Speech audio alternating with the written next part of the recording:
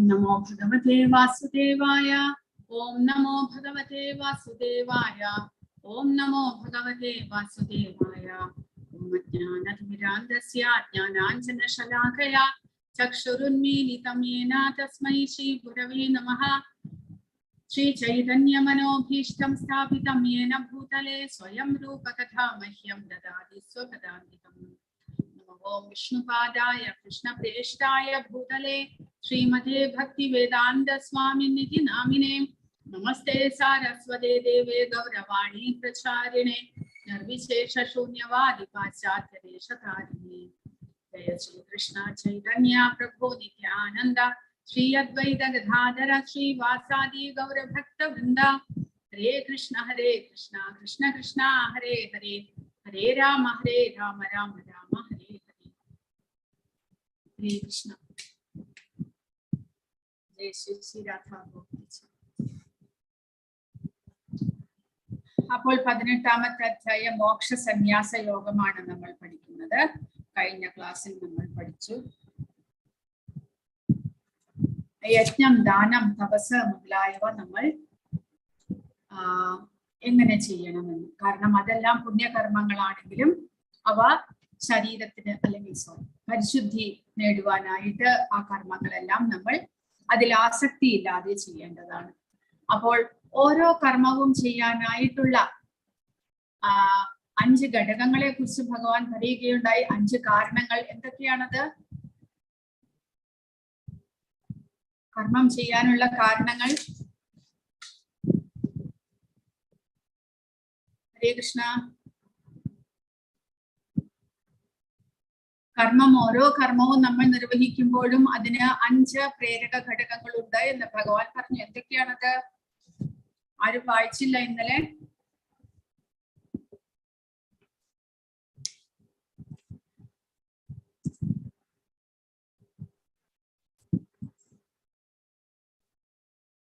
ഹരേ കൃഷ്ണ. ആരും വായിച്ചിട്ടില്ല.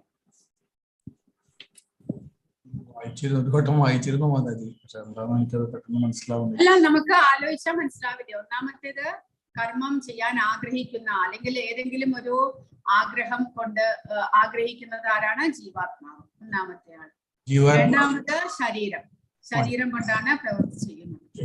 മൂന്നാമത് ഇന്ദ്രിയങ്ങളാണ് ഈ പ്രവൃത്തി ചെയ്യുന്നതും അതിനെക്കുറിച്ച് അറിയുന്നതും എല്ലാം. കാരണം അതിനെക്കുറിച്ചുള്ള ബുദ്ധി സമ്പാദിക്കുന്നതും പ്രവൃത്തി ചെയ്യാനായിട്ട് പ്രേരകവും എല്ലാം ഇന്ദ്രിയങ്ങളാണ്. അപ്പോൾ മൂന്നാമത്തേത് ഇന്ദ്രിയങ്ങൾ. നാലാമത്തേത് നമ്മൾ ചെയ്യുന്ന പ്രവൃത്തി തന്നെ, ഉദ്യമം എന്ന് പറയുന്നു, ആ പ്രവൃത്തികൾ തന്നെ. അഞ്ചാമത്തേതായിട്ട് ദൈവം, നമ്മുടെ ഹൃദയത്തിൽ വസിക്കുന്ന പരമാത്മാവിന്റെ അനുമതിയോടുകൂടി മാത്രമേ നമുക്ക് ഏത് കർമ്മവും ചെയ്യാനായിട്ട് സാധിക്കുകയുള്ളൂ. അങ്ങനെയുള്ള കർമ്മം ചെയ്യുമ്പോൾ ആ കർമ്മം കർത്താവ്, കൂടാതെ കർമ്മം ചെയ്യാനുള്ള ബുദ്ധി, ദൃഢനിശ്ചയം, ഇതെല്ലാം തന്നെ 3 ഗുണത്തിലൂടെ എങ്ങനെ ഓരോരുത്തരും വഹിക്കുന്നു. സത്വരജസ് തമോ ഗുണങ്ങളുടെ പ്രഭാവം മൂലം ഓരോരുത്തരും എങ്ങനെ വ്യത്യസ്തപ്പെടുന്നു. കർമ്മം ചെയ്യുന്ന ആളും കൂടാതെ ബുദ്ധിശക്തിയും പിന്നെ ദൃഢനിശ്ചയവും എങ്ങനെയാണ് വ്യത്യാസപ്പെടുന്നത് എന്ന് ഭഗവാൻ പറയുകയുണ്ടായി. അതിനുശേഷം ഈ ഭൗതിക പ്രപഞ്ചത്തിൽ ദേഹബോധത്തിൽ ഇരിക്കുമ്പോൾ തന്നെ ഇതുപോലെ പ്രത്യേക കർമ്മങ്ങൾ ചെയ്ത് എങ്ങനെ ആ ദേഹി ജീവാത്മാവ് സുഖം അനുഭവിക്കുന്നു, ഭൗതികമായിട്ടുള്ള സുഖങ്ങൾ, അതും സത്വരജസ് തമോ ഗുണങ്ങളാൽ വ്യത്യസ്തമാണ്. അവയെക്കുറിച്ചും ഭഗവാൻ പറഞ്ഞു തന്നു. അവസാനമായിട്ട് 40ാമത്തെ ശ്ലോകത്തിൽ ഭഗവാൻ പറയുന്നത്, ഈ ഭൂമിയിലോ ഉപരിഗ്രഹ വ്യൂഹങ്ങളിൽ ദേവന്മാർക്കിടയിലോ പ്രകൃതിജങ്ങളായ ഈ 3 ഗുണങ്ങളിൽ നിന്ന് മുക്തനായിട്ട് യാതൊരു ജീവനുമില്ല. അപ്പോൾ ഭൗതിക പ്രപഞ്ചത്തിലേക്ക് ഒരു ജീവാത്മാവ് വരുന്നതോട് കൂടി തന്നെ ഈ ഗുണങ്ങളും ആ ജീവാത്മാവിന്റെ ശരീരത്തെ സ്വാധീനിക്കുന്നു. പിന്നീട് അതിൽ നിന്ന് മുക്തി നേടുവാൻ സാധ്യമല്ല. അങ്ങനെയാണ് നമ്മൾ ബന്ധനത്തിലാകുന്നത്, ജീവാത്മാവ് ബന്ധനത്തിലാകുന്നത്. ഈ 3 ഗുണങ്ങൾ ആ ജീവാത്മാവിനെ പല വിധത്തിലും വ്യാമോഹിപ്പിക്കുന്നു, പലതും അനുഭവിക്കാനായിട്ട് വ്യാമോഹിപ്പിക്കുന്നു. അങ്ങനെ ശരീരം കൊണ്ട് ഇങ്ങനെയുള്ള ആ ജീവാത്മാവിനപ്പോൾ ആഗ്രഹം ഉണ്ടാകുകയാണ്.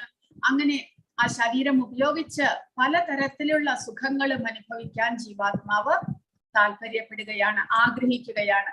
അങ്ങനെയാണ് ശരീരം കർമ്മം ചെയ്യുന്നത്. ആ ആഗ്രഹങ്ങളെ സാധിപ്പിക്കാൻ വേണ്ടിയിട്ട്, ജീവാത്മാവിന്റെ ആഗ്രഹങ്ങളെ സാധിപ്പിക്കാനായിട്ട് ശരീരം കർമ്മം ചെയ്യുന്നു.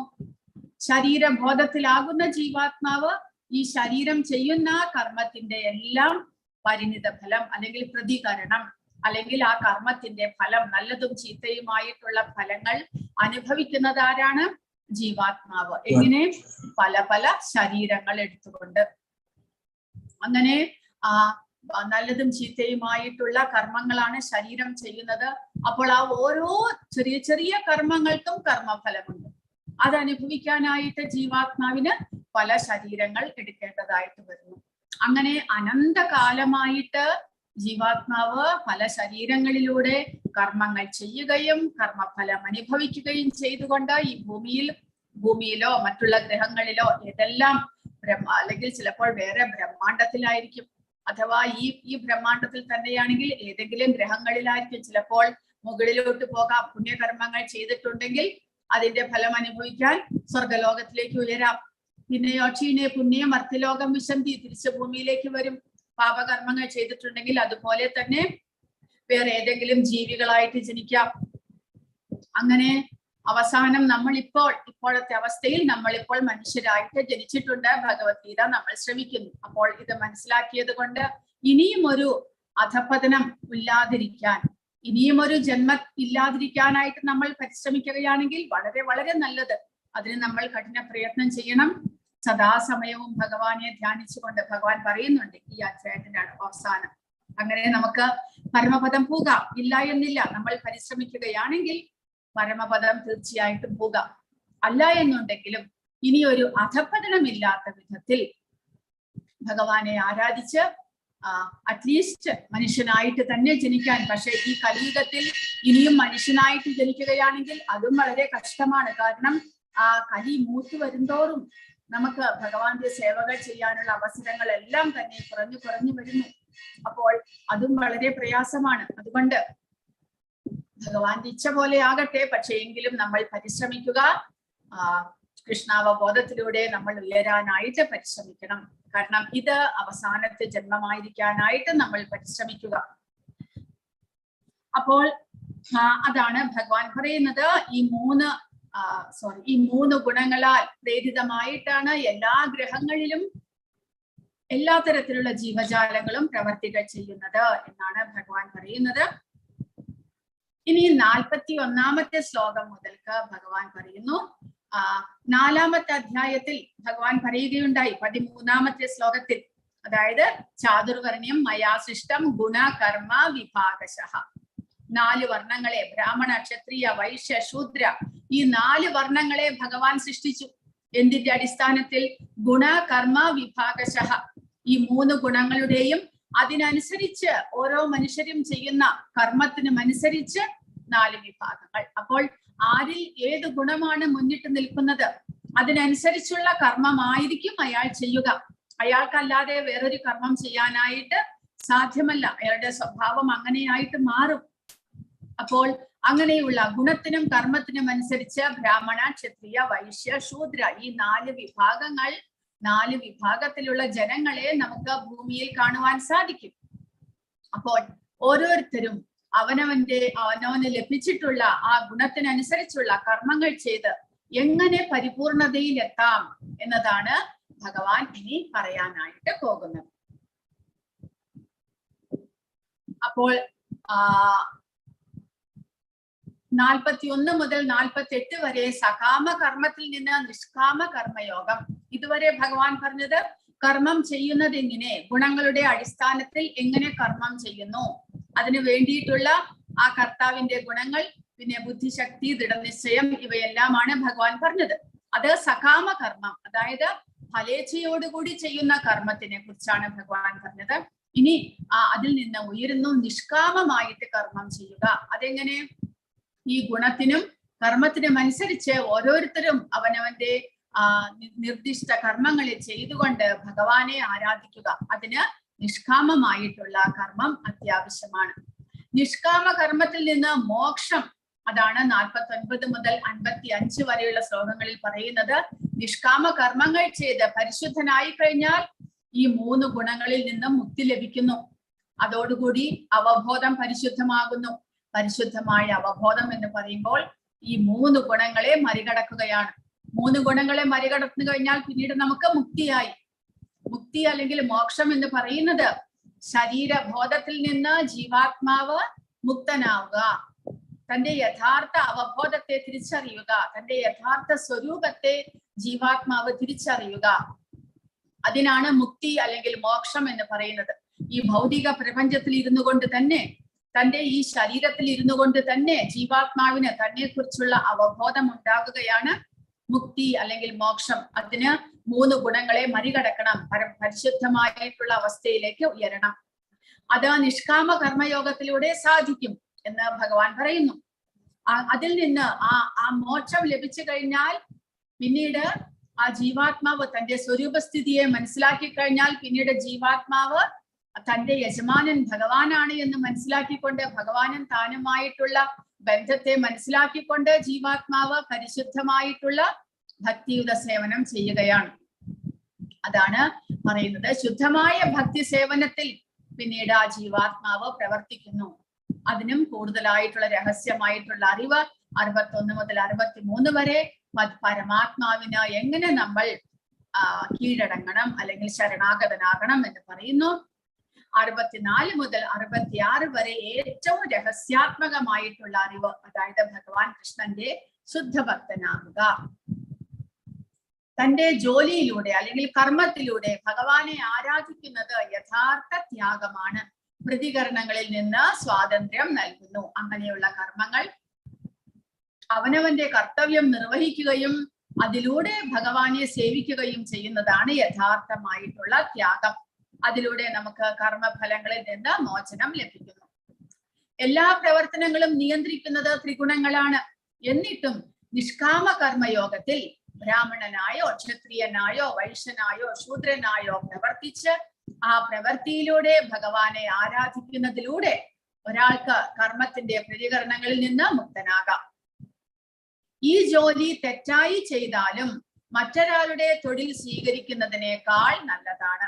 വിധിച്ച കർമ്മങ്ങളെ ഒരിക്കലും പാപകരമായ പ്രതികരണം ബാധിക്കില്ല. അപ്പോൾ ഈ ഗുണങ്ങളുടെ സ്വാധീനത്തിൽ ഇരുന്നു കൊണ്ട് നമുക്ക് ഓരോരുത്തർക്കും പ്രത്യേകമായിട്ടുള്ള കർമ്മം ലഭിച്ചിട്ടുണ്ട്. സ്വാഭാവികമായിട്ട് തന്നെ ഞാനൊരു സ്ത്രീയാണ്, നിങ്ങൾ ഒരു പുരുഷനാണ്, അങ്ങനെയെല്ലാം ഉണ്ടെങ്കിലും ഏത് ഗുണമാണോ നമുക്ക് വന്നിരിക്കുന്നത് ആ ഗുണത്തിന്റെ സ്വാധീനം മൂലം നമ്മിൽ ഒരു പ്രത്യേകമായിട്ടുള്ള കർമ്മം ചെയ്യാനുള്ള ആഗ്രഹവും അതിനുള്ള സ്വഭാവവും എല്ലാം തന്നെ നമ്മിലുണ്ട്. ആ സ്വഭാവത്തിനനുസരിച്ച് നമ്മൾ കർമ്മം ചെയ്യുക, അതാണ് നമ്മുടെ കർത്തവ്യം. അത് അനുഷ്ഠിക്കുക വഴി നമുക്ക് ഒരിക്കലും പാപകർമ്മങ്ങളെ ബാധിക്കുന്നില്ല. നമ്മൾ നേരെ മറിച്ച് നമ്മളുടെ സ്വഭാവവും നമ്മുടെ കർമ്മം ചെയ്യാനുള്ള ആഗ്രഹവും ഒരു വിധത്തിലാണ്. പക്ഷെ നമ്മൾ ചെയ്യുന്ന കർമ്മം വേറെ ഏതെങ്കിലും ആണ് എന്നുണ്ടെങ്കിൽ അതിലൂടെ നമുക്ക് പാപഫലം ഏൽക്കേണ്ടതായിട്ട് വരുന്നു. ഇപ്പോൾ അർജുനനെ പോലെ, അർജുനന് ക്ഷത്രിയ ഗുണമാണുള്ളത്, രാജസ ഗുണമാണ്. അതിലൂടെ ക്ഷത്രിയനായിട്ട് ജനിച്ചിരിക്കുന്നു. ആ ക്ഷത്രിയ സ്വഭാവമാണ് അർജുനനുള്ളത്. അത് ചെയ്യാതെ അർജുനൻ പറഞ്ഞു, ഞാൻ ബ്രാഹ്മണനെ പോലെ ഒരു ഭക്തനായിക്കൊണ്ട് കാട്ടിൽ പോയി തപസ് ചെയ്യാൻ പോകുന്നു എന്ന് അർജുനൻ പറഞ്ഞു. അത് അർജുനന് പാപപ്രതികരണം ഉണ്ടാക്കും എന്നാണ് ഭഗവാൻ പറയുന്നത്. കാരണം അർജുനൻ സ്വഭാവം ക്ഷത്രിയമാണ്. അങ്ങനെയുള്ളപ്പോൾ ഒരിക്കലും ബ്രാഹ്മണന്റെ കർമ്മം ചെയ്യാനുള്ള യോഗ്യതയില്ല. അതുപോലെ നമ്മൾ ഓരോരുത്തരും ജനിക്കുന്നതിലൂടെ നമ്മുടെ കർമ്മം ചെയ്യാനുള്ള ആഗ്രഹം ഏതാണോ അതിനനുസരിച്ചുള്ള സ്വഭാവത്തിനനുസരിച്ചാണ് നമ്മൾ കർമ്മം ചെയ്യുന്നത്. അപ്പോൾ ആ നിർദ്ദിഷ്ട കർമ്മങ്ങൾ ചെയ്തുകൊണ്ട് പരിശുദ്ധനാകാൻ ശ്രമിക്കണം എന്നാണ് ഭഗവാൻ പറയുന്നത്. ഭൗതിക പ്രകൃതിയുടെ 3 വ്യത്യസ്ത ഗുണങ്ങൾ അനുസരിച്ച് 4 വിധത്തിലുള്ള ആശ്രമങ്ങൾ: ബ്രാഹ്മണ ക്ഷത്രിയ വിഷാം ശൂദ്രാണാം ച പരന്തപാം കർമാണി പ്രവിഭക്താനി സ്വഭാവ പ്രഭവൈർഗുണൈഹി. ബ്രാഹ്മണനെയും ക്ഷത്രിയനെയും വൈശ്യനെയും ശൂദ്രനെയും തിരിച്ചറിയുന്നത് ത്രിഗുണങ്ങളെ ആധാരമാക്കി ഉണ്ടാകുന്ന സ്വഭാവ വ്യത്യാസത്തിന്റെ അടിസ്ഥാനത്തിലാണ്. അപ്പോൾ അങ്ങനെ മനുഷ്യരെ നമുക്ക് തിരിച്ചറിയാൻ സാധിക്കും. ഒരാളിലുള്ള സ്വഭാവത്തെ നോക്കിക്കൊണ്ട് അയാളിൽ ഏത് ഗുണമാണ് പ്രവർത്തിക്കുന്നത് എന്ന് നമുക്ക് തിരിച്ചറിയാനായിട്ട് സാധിക്കും. അപ്പോൾ അതിനനുസരിച്ച് ഓരോരുത്തരിലും സത്വഗുണത്തിലുള്ളയാൾക്ക് ഇന്നിങ്ങനെയുള്ള സ്വഭാവങ്ങൾ ഉണ്ടായിരിക്കും. രജോ ഗുണത്തിലുള്ളയാളുടെ സ്വഭാവങ്ങൾ വ്യത്യസ്തമായിരിക്കും. അങ്ങനെയുള്ള 4 ആശ്രമങ്ങളെ കുറിച്ചാണ് ഭഗവാൻ ഇനി പറയുന്നത്. ശമോദമസ്തപഃ ശൗചം ക്ഷാന്തിരാർജവമേവ ച ജ്ഞാനം വിജ്ഞാനം ആസ്തിക്യം ബ്രഹ്മ കർമ്മ സ്വഭാവജം. അപ്പോൾ സത്വഗുണത്തിലുള്ള ബ്രാഹ്മണനിൽ കാണപ്പെടുന്ന ഗുണങ്ങൾ ഇതെല്ലാമാണ്. ശാന്തത, ആത്മസംയമനം, തപസ്, വിശുദ്ധി, ക്ഷമ, സത്യസന്ധത, ജ്ഞാനം, വിജ്ഞാനം, ആസ്തിക്യം എന്നിവയാണ് ബ്രാഹ്മണരുടെ പ്രവൃത്തികളുടെ ഗുണവിശേഷങ്ങൾ. ശൗര്യം, തേജോ, ധൃതിർദാക്ഷ്യം, യുദ്ധേ ചാപ്യപലായനം, ധാനമീശ്വര ഭാവശ്ച ക്ഷാത്രം കർമ്മ സ്വഭാവജം. പരാക്രമം, ബലം, ദൃഢനിശ്ചയം, നൈപുണ്യം, യുദ്ധത്തിൽ ധൈര്യം, ഔദാര്യം, നേതൃത്വം എന്നിവ എത്രേ ക്ഷത്രിയരുടെ പ്രവർത്തികളുടെ സ്വാഭാവിക ഗുണങ്ങൾ. അപ്പോൾ ഇതെല്ലാം ആരിൽ കാണപ്പെടുന്നോ അയാൾ ക്ഷത്രിയനായിരിക്കും അല്ലെങ്കിൽ ബ്രാഹ്മണനായിരിക്കും എന്ന് നമ്മൾ മനസ്സിലാക്കണം. കൃഷി, ഗോരക്ഷ്യ, വാണിജ്യം, വൈശ്യകർമ്മ സ്വഭാവജം, പരിചര്യാത്മകം ധർമ്മ ശൂദ്രസ്യാഭി സ്വഭാവജം. കൃഷി, ഗോരക്ഷ, വ്യാപാരം എന്നിവ വൈശ്യർക്ക് സ്വാഭാവികങ്ങളായ കർമ്മങ്ങളത്രേ. ശൂദ്രരുടേത് അധ്വാനവും മറ്റുള്ളവരെ പരിചരിക്കലും ആകുന്നു. അപ്പോൾ ഒരു ബ്രാഹ്മണന്റെ മകനായിട്ട് ജനിച്ചാലും അദ്ദേഹത്തിന് ജ്ഞാനം സമ്പാദിക്കുന്നതിനേക്കാൾ അല്ലെങ്കിൽ പഠിക്കുന്നതിനേക്കാൾ അയാൾക്ക് ആഗ്രഹം കൃഷി ചെയ്യാനും ഗോക്കളെ രക്ഷിക്കാനും വ്യവസായങ്ങൾ ചെയ്യാനും ആണെന്നുണ്ടെങ്കിൽ അയാളുടെ സ്വഭാവം വൈശ്യ സ്വഭാവമാണ് നമ്മൾ മനസ്സിലാക്കണം. ത്രിഗുണങ്ങളാൽ രാജസിക താമസിക ഗുണങ്ങളെ ചേർന്നിട്ടുള്ള വൈശ്യന്റെ സ്വഭാവമാണ് അയാൾക്കുള്ളത്. ഒരു ബ്രാഹ്മണന്റെ മകനായി ജനിച്ചു എന്നതുകൊണ്ട് അയാൾക്ക് ബ്രാഹ്മണീയ സ്വഭാവം ഉണ്ടാകണമെന്നില്ല. അതുപോലെ ക്ഷത്രിയന്റെ മകനായി ജനിച്ചത് കൊണ്ട് അയാൾക്ക് ക്ഷാത്ര സ്വഭാവം ഉണ്ടാകണമെന്നില്ല. നേരെ മറിച്ചോ താൻ ആർജിച്ചിട്ടുള്ള മുൻ ജന്മത്തിലെ കർമ്മഫലവും അതുകൂടാതെ തനിക്ക് ലഭിച്ചിട്ടുള്ള ആ ഗുണത്തിന്റെ പ്രഭാവവും അനുസരിച്ച് തനിക്ക് ഏത് കർമ്മമാണോ ചെയ്യാൻ ആഗ്രഹമുള്ളത് അതിനനുസരിച്ചുള്ള സ്വഭാവമായിരിക്കും, അതിനനുസരിച്ചുള്ള ചിന്താഗതിയായിരിക്കും, എല്ലാം അങ്ങനെയായിരിക്കും. അതിനനുസരിച്ച് സ്വഭാവം മാറുമ്പോൾ, കർമ്മം ചെയ്യാനുള്ള ആഗ്രഹം മാറുമ്പോൾ അയാളിൽ പ്രത്യേകമായിട്ടുള്ള സ്വഭാവം കാണുന്നു. അതിനനുസരിച്ചുള്ള പ്രവൃത്തികൾ മാത്രമേ അയാൾ ചെയ്യുകയുള്ളൂ. അങ്ങനെ മാത്രമേ പാടുള്ളൂ. കാരണം അതിലൂടെ അയാൾക്ക് മുന്നേറാൻ സാധിക്കും. ഇതെല്ലാം തന്നെ ഭഗവാൻ പറയുന്നത് എങ്ങനെ ആധ്യാത്മികമായിട്ട് നമുക്ക് മുന്നേറാം എന്നാണ് ഭഗവാൻ പറയുന്നത്. അപ്പോൾ അവനവന്റെ കർമ്മത്തിനും സ്വഭാവത്തിനും അനുസരിച്ച് മാത്രം നമ്മൾ കർമ്മങ്ങൾ ചെയ്യുക, പ്രവൃത്തികൾ ചെയ്യുക. അതുവഴി നമ്മൾ മുന്നേറുക, ആധ്യാത്മികമായിട്ട് മുന്നേറാൻ നമ്മൾക്ക് സാധിക്കുന്നു എന്നാണ് ഭഗവാൻ പറയുന്നത്. അപ്പോൾ കൃഷി, ഗോരക്ഷ, വാണിജ്യം ഇതാണ് വൈശ്യരുടെ സ്വഭാവം. അവർക്ക് അതിലായിരിക്കും ആഗ്രഹം. വ്യവസായം ചെയ്യാനും പശുക്കളെ നോക്കാനും കൃഷി ചെയ്യാനും എല്ലാം ആഗ്രഹമുള്ളവർ വൈശ്യന്മാരാണ് എന്ന് പറയുന്നു. അതുപോലെ മറ്റുള്ളവരെ എല്ലാം ഹെൽപ്പ് ചെയ്യാൻ പല വിധത്തിലും സേവനങ്ങൾ ചെയ്യുന്നവരായിട്ടുണ്ട് ഇപ്പോൾ. അങ്ങനെ സേവനം ചെയ്യാൻ താല്പര്യമുള്ളവരാണ് ശൂദ്ര സ്വഭാവികൾ. അപ്പോൾ ഈ 4 സ്വഭാവത്തിലുമുള്ളവർ അവരവരുടെ കർമ്മങ്ങൾ ചെയ്ത് എങ്ങനെ ഭഗവാനെ പ്രാപിക്കാം, അവർക്കും ഭഗവാനെ പ്രാപിക്കാം. അവനവന്റെ കർമ്മം ചെയ്ത് തന്നെ നമുക്ക് ഭഗവാനെ പ്രാപിക്കാം എന്ന് ഭഗവാൻ പറയുന്നു. സ്വേ സ്വേ കർമ്മണ്യഭിരതഃ സംസിദ്ധിം ലഭതേ നരഃ സ്വകർമ്മനിരതഃ സിദ്ധിം യഥാ വിന്ദതീത ശൃണു. സ്വാഭാവികങ്ങളായ പ്രവർത്തികൾ ചെയ്തുകൊണ്ടിരുന്നാൽ മനുഷ്യന് പൂർണ്ണത നേടാം. എങ്ങനെയെന്ന് പറയാം, കേൾക്കൂ.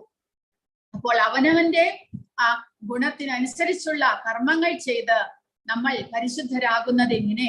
കാരണം ഈ ഭൂമിയിൽ കർമ്മം ചെയ്ത് പരിശുദ്ധരാകാനായിട്ട് വളരെ എളുപ്പമാണ്. പക്ഷെ ആ കർമ്മം എങ്ങനെ ചെയ്യണം? നിഷ്കാമമായിട്ട് കർമ്മം ചെയ്യണം. അവനവന്റെ കർത്തവ്യം എന്ന് മനസ്സിലാക്കിക്കൊണ്ട് കർമ്മം ചെയ്യണം. അതിലൂടെ ഭഗവാനെ ആരാധിക്കണം. അങ്ങനെ കർമ്മം ചെയ്ത് നമുക്ക് പരിശുദ്ധമാകാം. അല്ലാതെ കർമ്മം ചെയ്ത് അതിന്റെ ഫലം നമ്മൾ അനുഭവിക്കുകയാണെങ്കിൽ നമ്മൾ ഒരിക്കലും പരിശുദ്ധനാകുകയില്ല. അതുവഴി നമ്മൾ വീണ്ടും പുനർജന്മത്തിലേക്കാണ് നയിക്കുന്നത്. നേരെ മറിച്ച് അവനവന് ലഭിച്ചിട്ടുള്ള ഗുണത്തിനനുസരിച്ചുള്ള സ്വഭാവത്തിനനുസരിച്ചുള്ള കർമ്മങ്ങൾ ചെയ്യുകയും അതിലൂടെ ഭഗവാനെ സേവിക്കുകയും ചെയ്യുമ്പോൾ നമുക്ക് പരിശുദ്ധരാകാൻ സാധിക്കും എന്നാണ് ഭഗവാൻ ഈ അടുത്ത ശ്ലോകത്തിൽ പറയുന്നത്. ഇന്ദ്രിയങ്ങൾക്ക് ഉടമയായ ഋഷികേശനാണ് തന്നെ ഒരു സവിശേഷ പ്രവൃത്തിക്കായി നിയോഗിച്ചിട്ടുള്ളത് എന്ന് ഓരോരുത്തർക്കും ഓർമ്മ വേണം. അപ്പോൾ ഭഗവാൻ നമ്മളെ ഒരു പ്രത്യേക സിറ്റുവേഷനിൽ ജനിപ്പിച്ചിരിക്കുന്നു. ഭഗവാൻ അറിയാം നമ്മുടെ മുൻ ജന്മത്തിലെ കർമ്മത്തിന്റെയും നമ്മുടെ ആഗ്രഹങ്ങളെല്ലാം എന്തായിരുന്നു എന്നെല്ലാം ഭഗവാൻ അറിയാം. അതിനനുസരിച്ച് ഭഗവാൻ ഒരു പ്രത്യേക സിറ്റുവേഷനിൽ നമുക്ക് ഒരു പ്രത്യേക ജന്മം നൽകിയിരിക്കുകയാണ്. അത് നമ്മൾ മനസ്സിലാക്കണം. അപ്പോൾ ആ ഭഗവാൻ തന്നിരിക്കുന്ന ഈ ജന്മത്തിൽ നമ്മുടെ കർത്തവ്യങ്ങൾ നമ്മൾ ഓരോരുത്തരും അനുഷ്ഠിക്കേണ്ടത് നമ്മുടെ കടമയാണ് എന്ന് നമ്മൾ മനസ്സിലാക്കണം. ആ കർമ്മത്തിന്റെ ഫലം കൊണ്ട് അവർ ശ്രീകൃഷ്ണനെ ഭഗവാനെ ആരാധിക്കുകയും വേണം. തികഞ്ഞ കൃഷ്ണാവബോധത്തോടെ ഇങ്ങനെ അനുഷ്ഠിച്ചു പോന്നാൽ ഏത് വിഷയവും ഭഗവാന്റെ അനുഗ്രഹത്താൽ സുഗ്രാഹ്യമായി തീരും. അതാണ് ജീവിതത്തിന്റെ പരിപൂർണത. അങ്ങനെയുള്ള ഒരു ഭക്തനെ ഉദ്ധരിക്കുന്ന ചുമതല ഭഗവാൻ സ്വയം ഏറ്റെടുക്കുന്നു എന്ന് ഭഗവാൻ പറയുന്നു 12ാമത്തെ അധ്യായത്തിൽ. തേഷാമഹം സമുദ്ധർത്ത മൃത്യു സംസാര സാഗരാത് എന്ന് ഭഗവാൻ പറഞ്ഞിരിക്കുന്നു. അങ്ങനെ വളരെ നിഷ്ഠയോടുകൂടി നിഷ്കളങ്കനായിട്ട് അവനവന്റെ കർത്തവ്യങ്ങൾ ചെയ്യുകയും ചുമതലാബോധത്തോടുകൂടി കർത്തവ്യങ്ങൾ ചെയ്യുകയും അതിലൂടെ ഭഗവാനെ ആരാധിക്കുകയും അങ്ങനെ നിഷ്കാമനായിട്ട് കർമ്മം ചെയ്യുന്ന, സിൻസിയറായിട്ട് കർമ്മം ചെയ്യുന്ന ഒരു വ്യക്തിയെ ഭഗവാൻ തന്നെ സ്വയം ഉദ്ധരിക്കുമെന്ന് ഭഗവാൻ പറഞ്ഞിരിക്കുന്നു. അതാണ് ജീവിതത്തിന്റെ പരമോന്നതി. അപ്പോൾ എങ്ങനെയാണ് അവനവന്റെ കർമ്മത്തിലൂടെ ഭഗവാനെ പരമപദം പ്രാപിക്കാൻ സാധിക്കുന്നത് എന്നാണ് ഭഗവാൻ ഇനി പറയുന്നത്. യദ പ്രവൃത്തിർഭൂതാനാം യേന സർവമിദം തദം സ്വകർമ്മണാ തമഭ്യർച്ച്യ സിദ്ധിം വിന്ദതി മാനവഃ.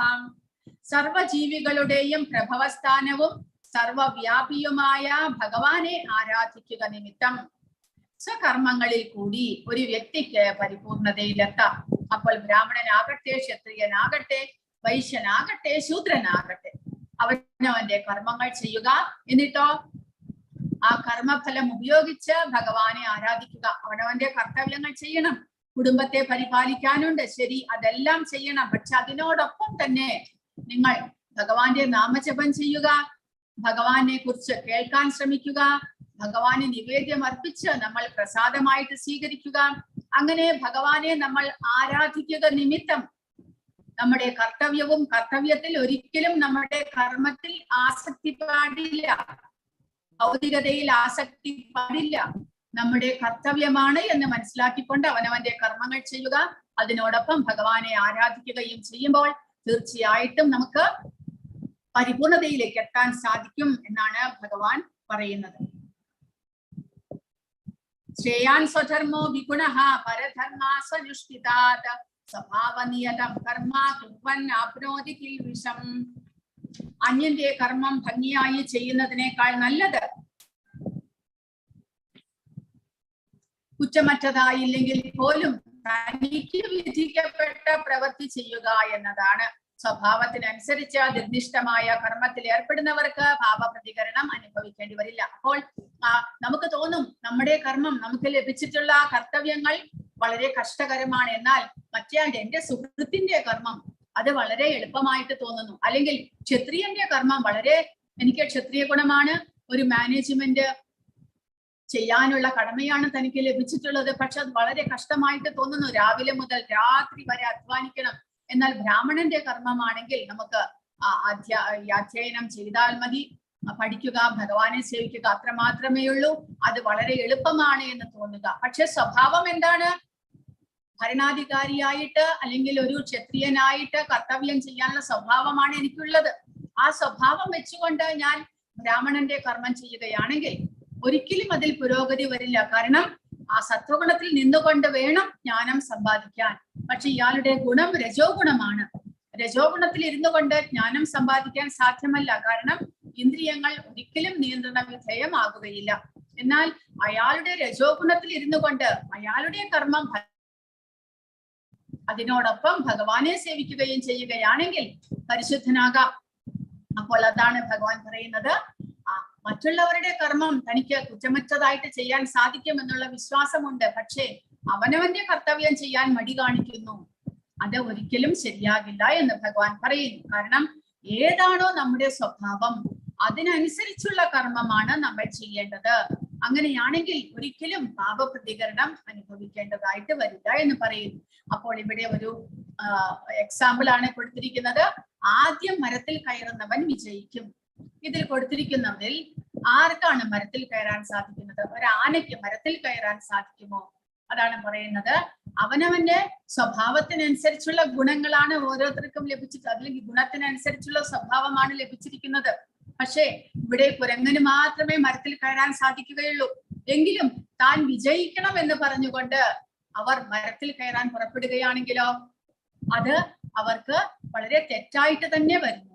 നേരെ മറിച്ച് അവനവന്റെ ഗുണത്തിനനുസരിച്ച്, സ്വഭാവത്തിനനുസരിച്ച് ഏത് കർമ്മമാണോ നമുക്ക് പെർഫെക്റ്റ് ആയിട്ട് ചെയ്യാൻ സാധിക്കുക, അത് തെറ്റായി കൊണ്ട് തന്നെ നമ്മൾ ചെയ്യുകയാണെങ്കിലും അതിലും കുഴപ്പമില്ല എന്ന് ഭഗവാൻ പറയുന്നു.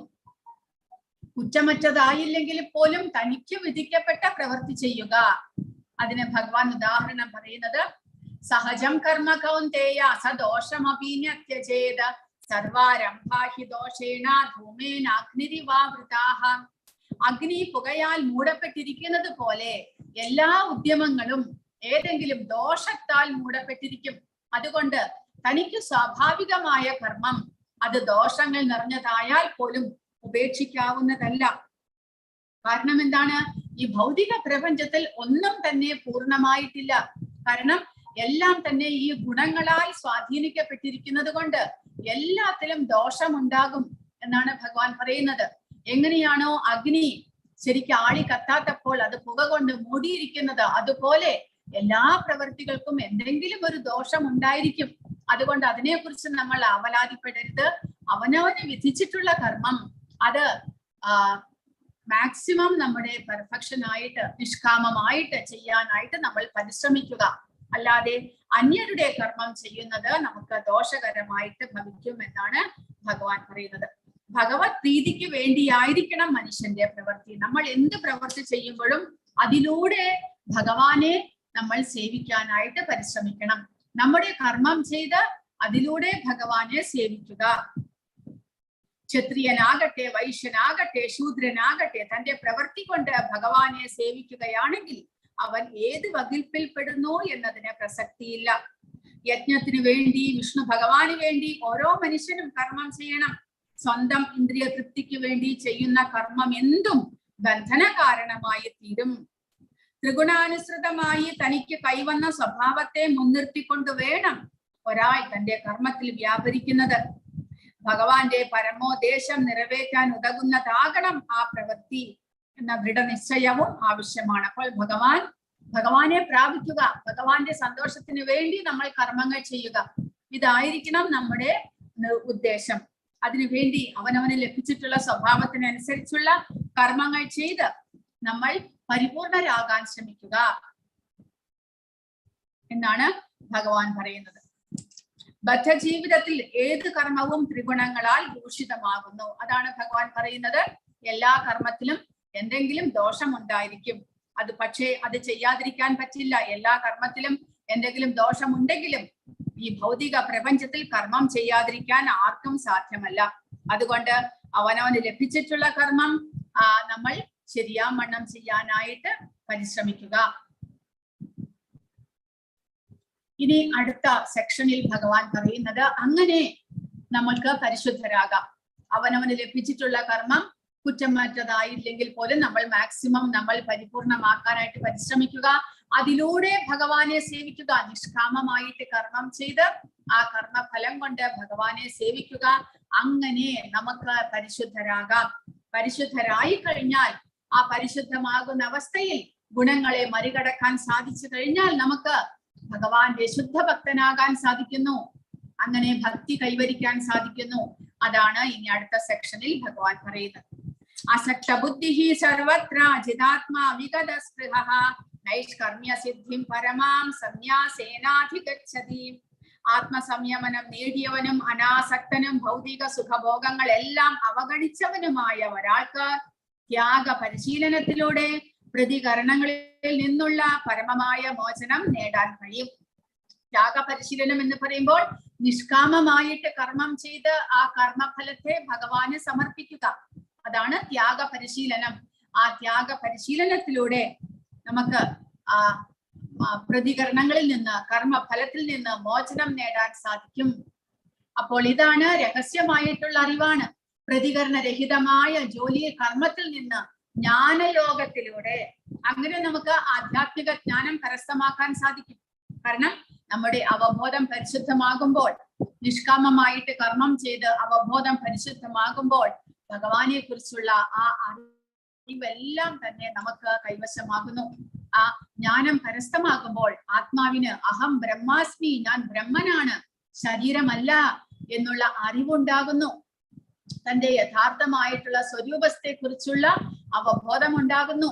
അജ്ഞാനത്തിൽ നിന്ന് ജ്ഞാനത്തിലേക്ക് ഉയരാൻ സാധിക്കുന്നു ജീവാത്മാവിന്. അങ്ങനെ ആ ബ്രഹ്മൻ, ഞാൻ ബ്രഹ്മനാണ്, പരിശുദ്ധനാണ് എന്നുള്ള അറിവിലേക്കും അവിടെ നിന്ന് ഭഗവാന്റെ ഭക്തിയുടെ സേവനത്തിലേക്കും ഉയരാനായിട്ട് ആ ജീവാത്മാവിന് സാധിക്കുന്നു. നിഷ്കാമ കർമ്മയോഗം, വിരക്തമായ കർമ്മങ്ങൾ ചെയ്യുന്ന ഒരാൾക്ക് നന്മയും അവൻ തന്റെ ശരീരമല്ല എന്ന അറിവും നേടുന്നു. ഒടുവിൽ അവൻ ബ്രഹ്മപദത്തിലേക്ക് എത്തുന്നു. ഈ വേദിയിൽ കൃഷ്ണനെ സേവിക്കുന്നതിലൂടെ ഭക്തിയോടെ ഒരാൾ ഭഗവത് ധാമത്തിലെത്തും. അങ്ങനെ ആ ബ്രഹ്മപദം നേടിക്കഴിഞ്ഞാൽ താൻ ജീവാത്മാവാണ് എന്നുള്ള അറിവ് നേടി പിന്നീട് സ്വതന്ത്രനാകുകയല്ല, അതിലൂടെ എല്ലാം അവസാനിക്കുന്നില്ല. അവിടെ നമ്മുടെ ഭക്തി ആരംഭിക്കുകയാണ്.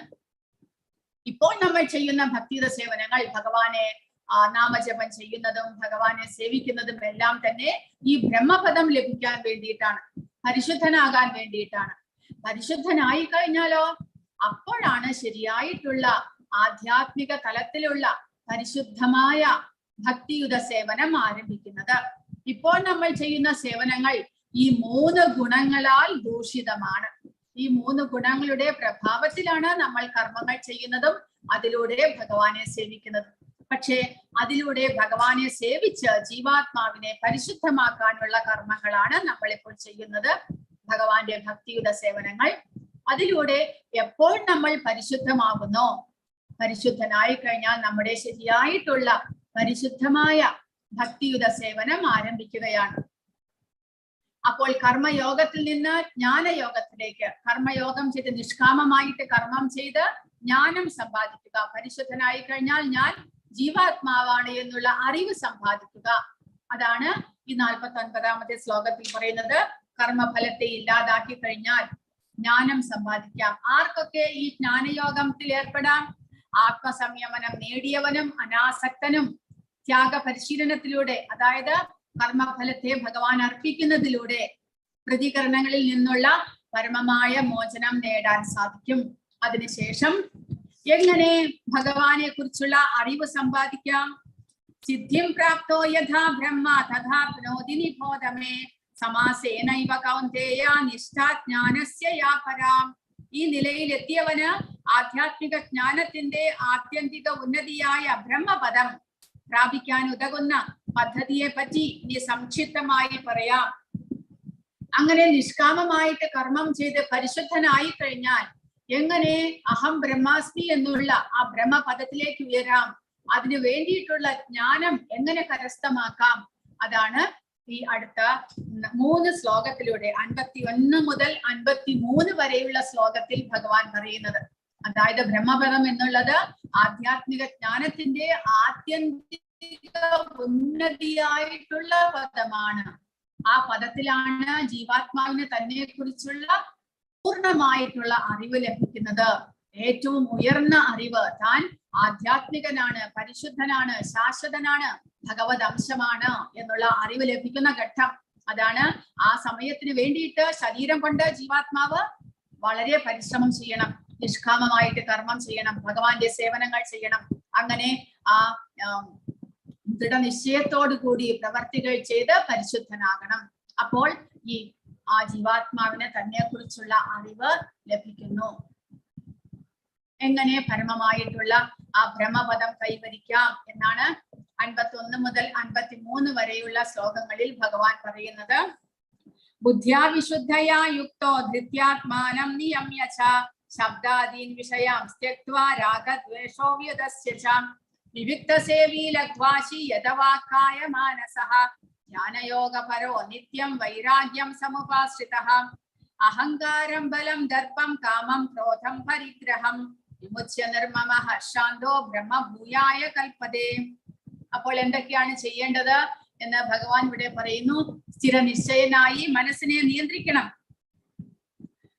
പിന്നെ തന്റെ ബുദ്ധിശക്തിയാൽ ശുദ്ധീകരിക്കപ്പെട്ട് ഭോഗവിഷയങ്ങളെ ത്യജിച്ച് രാഗദ്വേഷങ്ങൾ തീണ്ടാതെ വിജന സ്ഥലത്ത് താമസിച്ച് ഭക്ഷണം നന്നേ ചുരുക്കി ശരീരം, മനസ്സ്, വാക്ക് ഇവയെ കീഴടക്കി ഭൗതിക സങ്കല്പത്തിൽ നിന്ന് ജനിച്ച എല്ലാ മോശം ഗുണങ്ങളിൽ നിന്നും മോചനം നേടി മിഥ്യാഹങ്കാരം, ബലത്തെക്കുറിച്ചുള്ള മതം, മിഥ്യാഭിമാനം, കാമം, ക്രോധം, ഭൗതിക ദ്രവ്യങ്ങളിൽ ആഗ്രഹം, തെറ്റായ അതീശത്വ ബോധമില്ലാതെ ധ്യാനയോഗം അനുഷ്ഠിക്കുന്നയാൾക്ക് വിരക്തനായും അങ്ങനെ അയാൾ പരമമായിട്ടുള്ള ശാന്തി നേടുന്നു എന്നാണ് ഭഗവാൻ പറയുന്നത്. അപ്പോൾ ഇങ്ങനെ വിശുദ്ധനാക്കപ്പെടണം, തന്നെ കുറിച്ചുള്ള ആ ജ്ഞാനം കരസ്ഥമാക്കണം. അപ്പോൾ ബുദ്ധിയാൽ ശുദ്ധീകരിക്കപ്പെട്ട് ബുദ്ധി ഉപയോഗിച്ച് താൻ ജീവാത്മാവാണ് എന്നുള്ള അവബോധത്തിലേക്ക് ഉയരാനായിട്ട് പരിശ്രമിക്കുക. ശരീരത്തെ കൊണ്ട് അതിനു വേണ്ടി പരിശ്രമിപ്പിക്കുക. സ്ഥിരനിശ്ചയനായിട്ട് മനസ്സിനെ നിയന്ത്രിക്കണം. മനസ്സിലാണ് പല ചിന്തകളും ഉണ്ടാകുന്നത്. അതുകൊണ്ട് ആദ്യം മനസ്സിനെ നിയന്ത്രിക്കണം. മനസ്സുകൊണ്ട് ഇന്ദ്രിയങ്ങളെ നിയന്ത്രിക്കുക. ഭൗതികമായിട്ടുള്ള ഒന്നിലും ആഗ്രഹം വരാതെ ഭോഗവിഷയങ്ങളെ ത്യജിക്കണം. രാഗദ്വേഷങ്ങൾ തീണ്ടാതെ തനിക്ക് ഇത് ഇഷ്ടമാണ്, ഇത് ഇഷ്ടമില്ല, ഇതെല്ലാം ശാരീരികമാണ് എന്ന് മനസ്സിലാക്കി അതിൽ നിന്നെല്ലാം ഒഴിയുക. വിജന സ്ഥലത്ത് താമസിക്കണം. കാരണം ആൾക്കൂട്ടത്തിൽ താമസിച്ചു കഴിഞ്ഞാൽ ധ്യാനം ചെയ്യുക എളുപ്പമല്ല. അതുകൊണ്ട് യോഗിയെ കുറിച്ചാണ് ഇതെല്ലാം പറയുന്നത്. യോഗി വിജനമായ സ്ഥലത്ത് താമസിച്ച് ഭക്ഷണം നന്നേ ചുരുക്കി ശരീരം, മനസ്സ്, വാക്ക് എന്നിവയെ നിയന്ത്രിച്ച് ധ്യാനയോഗം അനുഷ്ഠിക്കണം. അങ്ങനെയുള്ളയാൾ വിരക്തി, ഭൗതികമായിട്ടുള്ള എല്ലാത്തിനോടും വിരക്തി, മിഥ്യ അഹങ്കാരം, താൻ ശരീരമാണ് എന്നുള്ള അവബോധത്തെ മാറ്റി ബലത്തെ കുറിച്ചുള്ള മതം, തനിക്ക് ശക്തിയുണ്ട് എന്നുള്ളതും, മിഥ്യാഭിമാനം, കാമം, ക്രോധം, ഭൗതിക ദ്രവ്യങ്ങളിൽ ആഗ്രഹം, ഇതെല്ലാം ഇല്ലാതാക്കിക്കൊണ്ട് ധ്യാനം അനുഷ്ഠിക്കണം, ഭഗവാനെ ആരാധിക്കണം. അങ്ങനെ അയാൾക്ക് പരമമായ ശാന്തി നേടാൻ സാധിക്കുന്നു. അപ്പോൾ ഇതിനെ കുറിച്ച് 2-ാമത്തെ അധ്യായത്തിലും ഭഗവാൻ പറഞ്ഞിട്ടുണ്ട്. എപ്പോഴും നിറയ്ക്കപ്പെട്ടുകൊണ്ടിരിക്കലും ഉൾക്ഷോഭമില്ലാത്ത സമുദ്രത്തിലേക്ക് നദികൾ എന്ന പോലെ നിരന്തരം തന്നിലേക്ക് ഒഴുകിയെത്തുന്ന ആഗ്രഹങ്ങളാൽ പ്രക്ഷുബ്ധനാകാത്ത മനുഷ്യന് മാത്രമാണ് ശാന്തി ലഭിക്കുന്നത്. മറിച്ച് ആഗ്രഹങ്ങളെ നിറവേറ്റാൻ യത്നിക്കുന്നവനല്ല. അപ്പോൾ അങ്ങനെയുള്ള യോഗിയാകണം. അതായത് ശരീരത്തിന് ഭൗതിക ഗുണങ്ങളാൽ പല വിധത്തിലുള്ള ആഗ്രഹങ്ങളും ആസക്തികളും എല്ലാം വന്നുകൊണ്ടിരിക്കും. പക്ഷെ അവയെ നിയന്ത്രിക്കുക. അതൊന്നും തന്നെ തനിക്ക് വേണ്ടിയിട്ടുള്ളതല്ല എന്നുള്ള ചിന്തയോടുകൂടി എല്ലാം നിയന്ത്രിച്ചുകൊണ്ട് ഭഗവാനെ ധ്യാനിച്ചു കൊണ്ടിരിക്കുന്ന വ്യക്തിക്ക് ക്രമേണ ആ പരിശുദ്ധത ലഭിക്കുന്നു. എന്താണ്? ബ്രഹ്മഭൂത പ്രസന്നാത്മാ നശോചതി നകാംക്ഷതി സമസർവേഷു ഭൂതേഷു മദ്ഭക്തിം ലഭതേ പരാം. താൻ ഭഗവത് അംശമായ ആ ജീവാത്മാവാണ്, ശാശ്വതനാണ്, ബ്രഹ്മനാണ് എന്ന് മനസ്സിലാക്കുന്നു. നമ്മൾ ജീവാത്മാക്കൾ ബ്രഹ്മനും ഭഗവാൻ പരബ്രഹ്മനും എന്ന് മനസ്സിലാക്കണം. ജീവാത്മാവ് അണുവാണ്, ഭഗവാന്റെ അംശം മാത്രമാണ്. അതുകൊണ്ട് നമ്മൾ വെറും ബ്രഹ്മം. എന്നാലും ഭഗവാന്റെ എല്ലാ ഗുണങ്ങളും ഉണ്ട്. നമ്മളും ഭഗവാനെ പോലെ തന്നെ ആധ്യാത്മികനാണ്. അപ്പോൾ ഈ ബ്രഹ്മൻ എന്ന് പറഞ്ഞു കഴിഞ്ഞാൽ അർത്ഥം താൻ ആധ്യാത്മികനാണ്. ഈ ഭൗതിക പ്രകൃതിയുടെ ഒരു വ്യക്തിയല്ല, ഒരു ഘടകമല്ല എന്നുള്ള അറിവാണ് ഈ ബ്രഹ്മനായിട്ടുള്ള അറിവ്, ബ്രഹ്മജ്ഞാനം. അതായത് നമ്മൾ ഇപ്പോൾ ശരീരബോധത്തിൽ നമ്മൾ ഈ ശരീരമാണ് എന്നുള്ള അറിവാണുള്ളത്. നമുക്ക് ആധ്യാത്മിക ജ്ഞാനം ലഭിച്ചിട്ടില്ല. ഞാൻ ഭഗവതംശമാണ് എന്നുള്ള ആ ഉൾവിളി നമുക്ക് ഇനിയും ലഭിച്ചിട്ടില്ല. അതുകൊണ്ട് നമ്മളിപ്പോൾ നമ്മൾ ഈ ശരീരമാണ്, നമുക്ക് ലഭിച്ചിട്ടുള്ള ശരീരമാണ് എന്നുള്ള അവബോധത്തിലാണ് നമ്മളിപ്പോൾ ഉള്ളത്. പക്ഷെ ഇവിടെ പറയുന്നത് പോലെ ഈ ശരീരബോധത്തിൽ നിന്ന് ഉയർന്ന് ജീവാത്മാവിന് താൻ ആധ്യാത്മികനാണ്, ഭഗവതംശമാണ് എന്നുള്ള അറിവ് ലഭിക്കുന്ന അവസ്ഥ, താൻ ഈ ശരീരമല്ല എന്നുള്ള അറിവ് ലഭിക്കുന്ന അവസ്ഥയെയാണ് ആ ബ്രഹ്മജ്ഞാനം എന്ന് പറയുന്നത്. അത് അപ്പോൾ ഈ ഭൗതിക പ്രപഞ്ചത്തിലെ ആരുമല്ല താൻ എന്നുള്ള അറിവുണ്ടാകുന്നു. അത് ബ്രഹ്മൻ എന്നുള്ള പദം ആധ്യാത്മികതയെയാണ് കുറിക്കുന്നത്.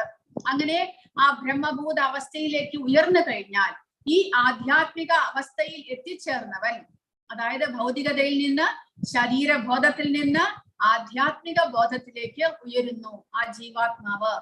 ആ അവസ്ഥയിൽ എത്തിച്ചേർന്നവൻ പരബ്രഹ്മ സാക്ഷാത്കാരം സിദ്ധിച്ച്, അതായത് തന്റെ സമീപം വസിക്കുന്ന ആ ഹൃദയത്തിൽ തന്നോടൊപ്പം തന്നെ നിലകൊള്ളുന്ന പരമാത്മാവിനെ അറിയുവാനായിട്ട് ആ ജീവാത്മാവിന് സാധിക്കുന്നു.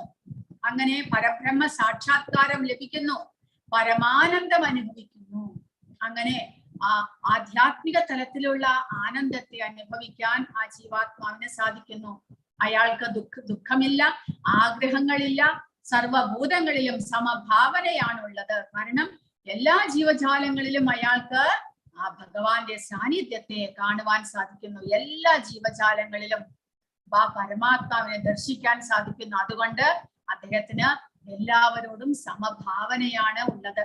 ആരെയും ശാരീരികമായിട്ട് അദ്ദേഹം കാണുന്നില്ല.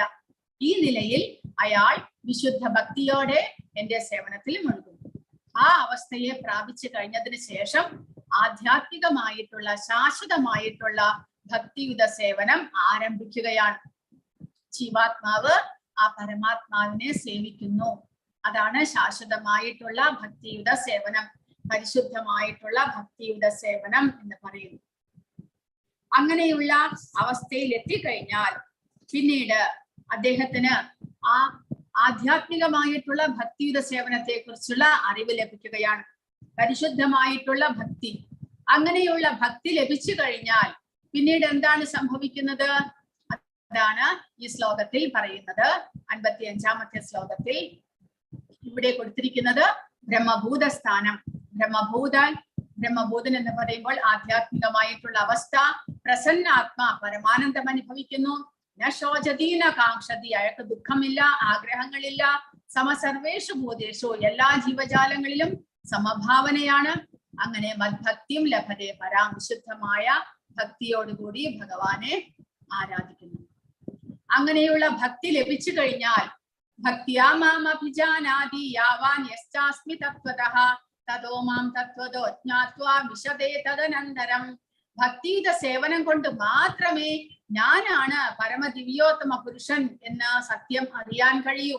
ആ ഭക്തി കൊണ്ട് തന്നെ എന്നെ കുറിച്ച് പൂർണ്ണ ബോധം നേടുമ്പോൾ അയാൾക്ക് ദൈവ സാമ്രാജ്യത്തിൽ പ്രവേശിക്കാൻ കഴിയും. അങ്ങനെ ആദ്യമായിട്ട് തനിക്ക് ബ്രഹ്മജ്ഞാനം, ആധ്യാത്മിക ജ്ഞാനം ലഭിക്കണം. ആ ജ്ഞാനം ലഭിച്ചു കഴിഞ്ഞാൽ ആ അവസ്ഥയിൽ, ബ്രഹ്മഭൂത അവസ്ഥയിൽ ഭഗവാനെ സേവിക്കണം. അങ്ങനെ ആ കൃഷ്ണനെ കുറിച്ചുള്ള പൂർണ്ണ അറിവ് ആ ജീവാത്മാവിന് ലഭിക്കുന്നു. അദ്ദേഹമാണ്, ഭഗവാനാണ് പരമദിവ്യോത്തമ പുരുഷൻ എന്നുള്ള ആധ്യാത്മികമായിട്ടുള്ള അവബോധം ഉണ്ടാകുന്നു. അങ്ങനെ അദ്ദേഹത്തിന് ആ ഭഗവാന്റെ പരമപദം പോകാൻ സാധിക്കും എന്നാണ് ഭഗവാൻ പറയുന്നത്. കൃഷ്ണശാസ്ത്രത്തെ പറ്റി പൂർണ്ണ ജ്ഞാനം നേടിയവർ കൃഷ്ണന്റെ ധാമമായ ആത്മീയ സാമ്രാജ്യം പോകാൻ അർഹരാണ്. ഇതുകൊണ്ട് ബ്രഹ്മഭൂതനാകുന്നവന് തന്റെ വ്യക്തിത്വം നഷ്ടപ്പെടുന്നു എന്നല്ല, പിന്നെ അദ്ദേഹം ഭക്തിയുത സേവനത്താൽ പരിപൂർണരാകുന്നു.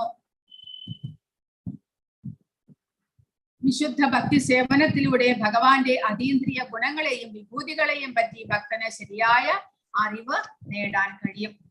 പരമപുരുഷനെ അറിയാനും അദ്ദേഹത്തിന്റെ ലോകത്തിൽ പ്രവേശിക്കാനും ഭക്തിയുത സേവനം കൊണ്ട് സാധ്യമാകുമെന്ന് ഇവിടെ ഊന്നി പറയുന്നു. ഭൗതിക സങ്കല്പങ്ങൾ ഒഴിഞ്ഞ് ബ്രഹ്മഭൂത അവസ്ഥയിൽ എത്തിയ ശേഷം ഭഗവാനെ പറ്റി ശ്രമിക്കുന്നതിലൂടെ ഭക്തിയുത സേവനം ആരംഭിക്കുന്നു.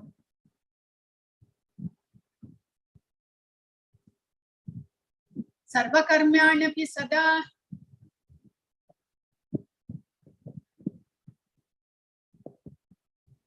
ഇതിനെ കുറിച്ചുള്ള ചർച്ചയാണ് ഇവിടെ.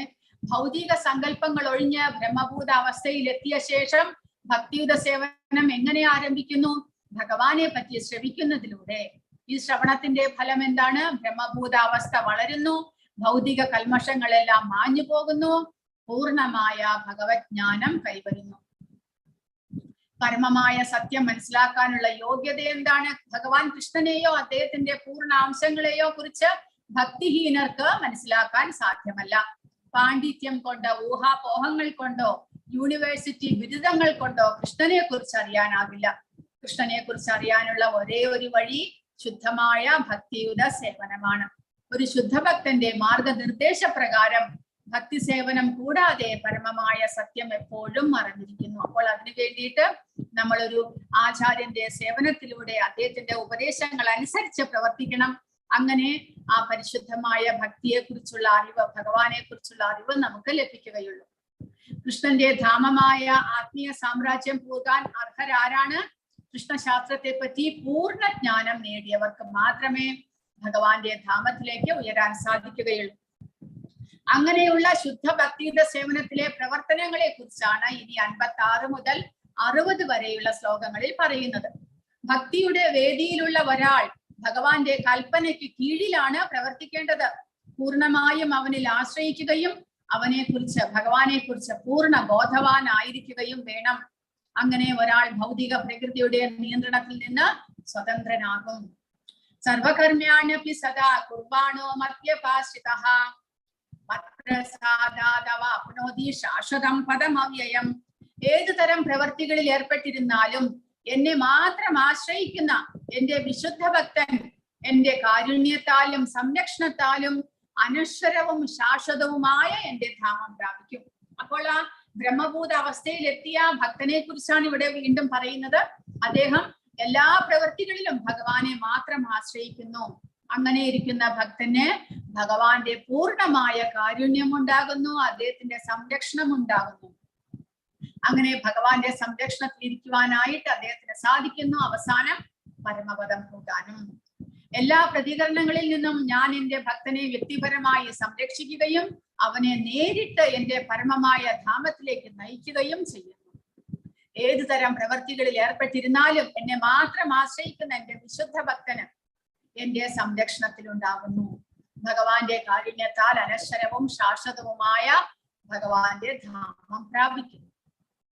അയാൾക്ക് സമയപരിമിതിയൊന്നുമില്ല. ദിവസത്തിൽ 24 മണിക്കൂറും 100% ഭഗവൻ നിർദ്ദേശപ്രകാരമുള്ള കർമ്മങ്ങളിലാണ് അയാൾ ഏർപ്പെടുന്നത്. ആ പരമപദത്തിൽ മാറ്റങ്ങളില്ല. എല്ലാം ശാശ്വതവും ജ്ഞാനസമ്പന്നവും അവ്യയവുമാണ്. മത്പ്രസാദാദവാപ്നോതി എന്ന് പറഞ്ഞാൽ ഭഗവാന്റെ സംരക്ഷണത്താൽ എന്നർത്ഥം. എങ്ങനെയാണ് സംരക്ഷണം ലഭിക്കുന്നത്? ഒരു ശുദ്ധഭക്തൻ ഭഗവാന്റെയോ ഭഗവാന്റെ പ്രതിനിധിയുടെയോ നിർദ്ദേശപ്രകാരമാണ് പ്രവർത്തിക്കുന്നത്. അങ്ങനെയാണ് ഒന്നുകിൽ ഭഗവാന്റെ ഉപദേശങ്ങൾ അല്ലെങ്കിൽ ഭഗവാന്റെ ശിഷ്യ പരമ്പരയിൽ വന്ന ആചാര്യന്മാരുടെ ഉപദേശങ്ങൾ, അതുവഴി ആ പരമ്പരയാൽ ഭഗവാനുമായിട്ട് കണക്ട് ആയിട്ട് ഭഗവാന്റെ സംരക്ഷണത്തിലേക്ക് ഒരാൾക്ക് ഉയരാൻ സാധിക്കുന്നു. അങ്ങനെ ആ ഭഗവാന്റെ സംരക്ഷണത്തിൽ ഇരുന്നു കൊണ്ട് അദ്ദേഹത്തിന് അവസാനം ഭഗവാന്റെ പരമപദം പോകാൻ സാധിക്കും. ചേതസാ സർവകർമാണി മയി സന്യസ്യ മത്പരഃ ബുദ്ധിയോഗമുപാശ്രിത്യ മച്ചിത്തഃ സതതം ഭവ. സകല കർമ്മങ്ങളിലും എന്നെ ആശ്രയിക്കൂ, എന്നിട്ട് എന്റെ സംരക്ഷണത്തിൽ സദാ പ്രവർത്തിക്കുക.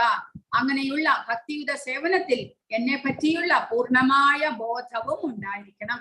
അപ്പോൾ എല്ലാ കർമ്മങ്ങളിലും ഭഗവാനെ ആശ്രയിക്കുക, ഭഗവാനെ സ്മരിച്ചുകൊണ്ട് ഭഗവാന്റെ അനുഗ്രഹത്തിനായി പ്രാർത്ഥിച്ചുകൊണ്ട് നമ്മൾ എല്ലാ കർമ്മങ്ങളും ചെയ്യുക. അങ്ങനെയുള്ളപ്പോൾ ഭഗവാനെ കുറിച്ചുള്ള പൂർണ്ണമായ അവബോധം ഉണ്ടാകണം.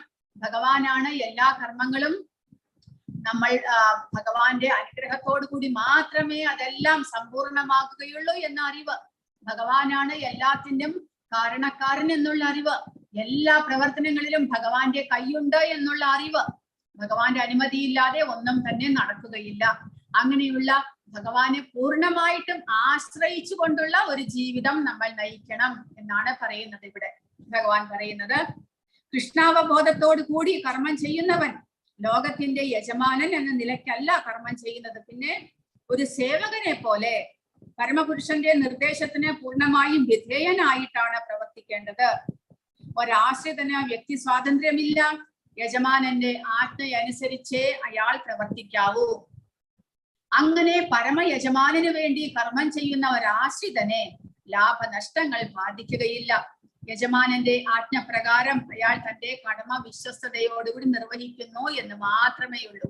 അങ്ങനെയുള്ള മനസ്ഥിതിയോടുകൂടി ഭഗവാൻ എന്റെ യജമാനനാണ്, ഞാൻ ഭഗവാന്റെ സേവകനാണ് എന്നുള്ള മനസ്ഥിതിയോടുകൂടി ആ യജമാനന്റെ സന്തോഷത്തിനായി കൊണ്ട് കർമ്മം ചെയ്യുന്നു എന്നുള്ള മനസ്ഥിതിയോടുകൂടി നമ്മൾ എല്ലാ കർമ്മങ്ങളും ചെയ്യേണ്ടതാണ്. അങ്ങനെ പ്രവർത്തിക്കുമ്പോൾ കൃഷ്ണനെ കുറിച്ച് മാത്രം ഓർക്കേണ്ടതാണ്. അങ്ങനെയാണ് നമ്മൾ പ്രവർത്തിക്കേണ്ടത്. ഭക്തന്റെ ആശ്രിത മനോഭാവം അങ്ങനെയായിരിക്കണം. സകല കർമ്മങ്ങളിലും എന്നെ ആശ്രയിക്കൂ, എന്നിട്ട് എന്റെ സംരക്ഷണത്തിൽ സദാ പ്രവർത്തിക്കുക. അങ്ങനെയുള്ള ഭക്തിയുത സേവനത്തിൽ ഭഗവാനെ പറ്റിയുള്ള പൂർണ്ണമായ ബോധം ഭഗവാൻ എന്റെ യജമാനനാണ്, ഞാൻ ഭഗവാന്റെ സേവകൻ മാത്രമാണ് എന്നുള്ള അവബോധത്തോടു കൂടി, അല്ലാതെ ഭൗതികമായിട്ടുള്ള ഒന്നിലും ഉടമസ്ഥാവകാശ ബോധമില്ലാതെ, കർത്തൃത്വ അവബോധമില്ലാതെ നമ്മൾ ആശ്രിതനായിട്ട് പ്രവർത്തിക്കണം. എങ്ങനെയാണോ എല്ലാവരും കൈവിട്ടപ്പോഴും ഭഗവാൻ തന്നെ സംരക്ഷിക്കാനുണ്ട് എന്ന ദ്രൗപദിയുടെ ആ ഒരു ആശ്രിത മനോഭാവത്താൽ ഭഗവാൻ ആ സമയത്ത് ദ്രൗപദിയെ സംരക്ഷിച്ചു. അതുപോലെ ഏത് ആപത്ഘട്ടത്തിലും ഭഗവാൻ നമ്മളെ സംരക്ഷിക്കുന്നു. കാരണം യജമാനനാണ് സേവകനെ സംരക്ഷിക്കുന്നത്. അപ്പോൾ യജമാനന്റെ സേവകനായിട്ട് ആശ്രിതനായിട്ട് നമ്മൾ ഇരിക്കുകയാണെങ്കിൽ, ഭഗവാന്റെ ആശ്രിതനായിട്ട് നമ്മൾ ഇരിക്കുകയാണെങ്കിൽ ഭഗവാൻ നമ്മളെ കൈവിടുകയില്ല.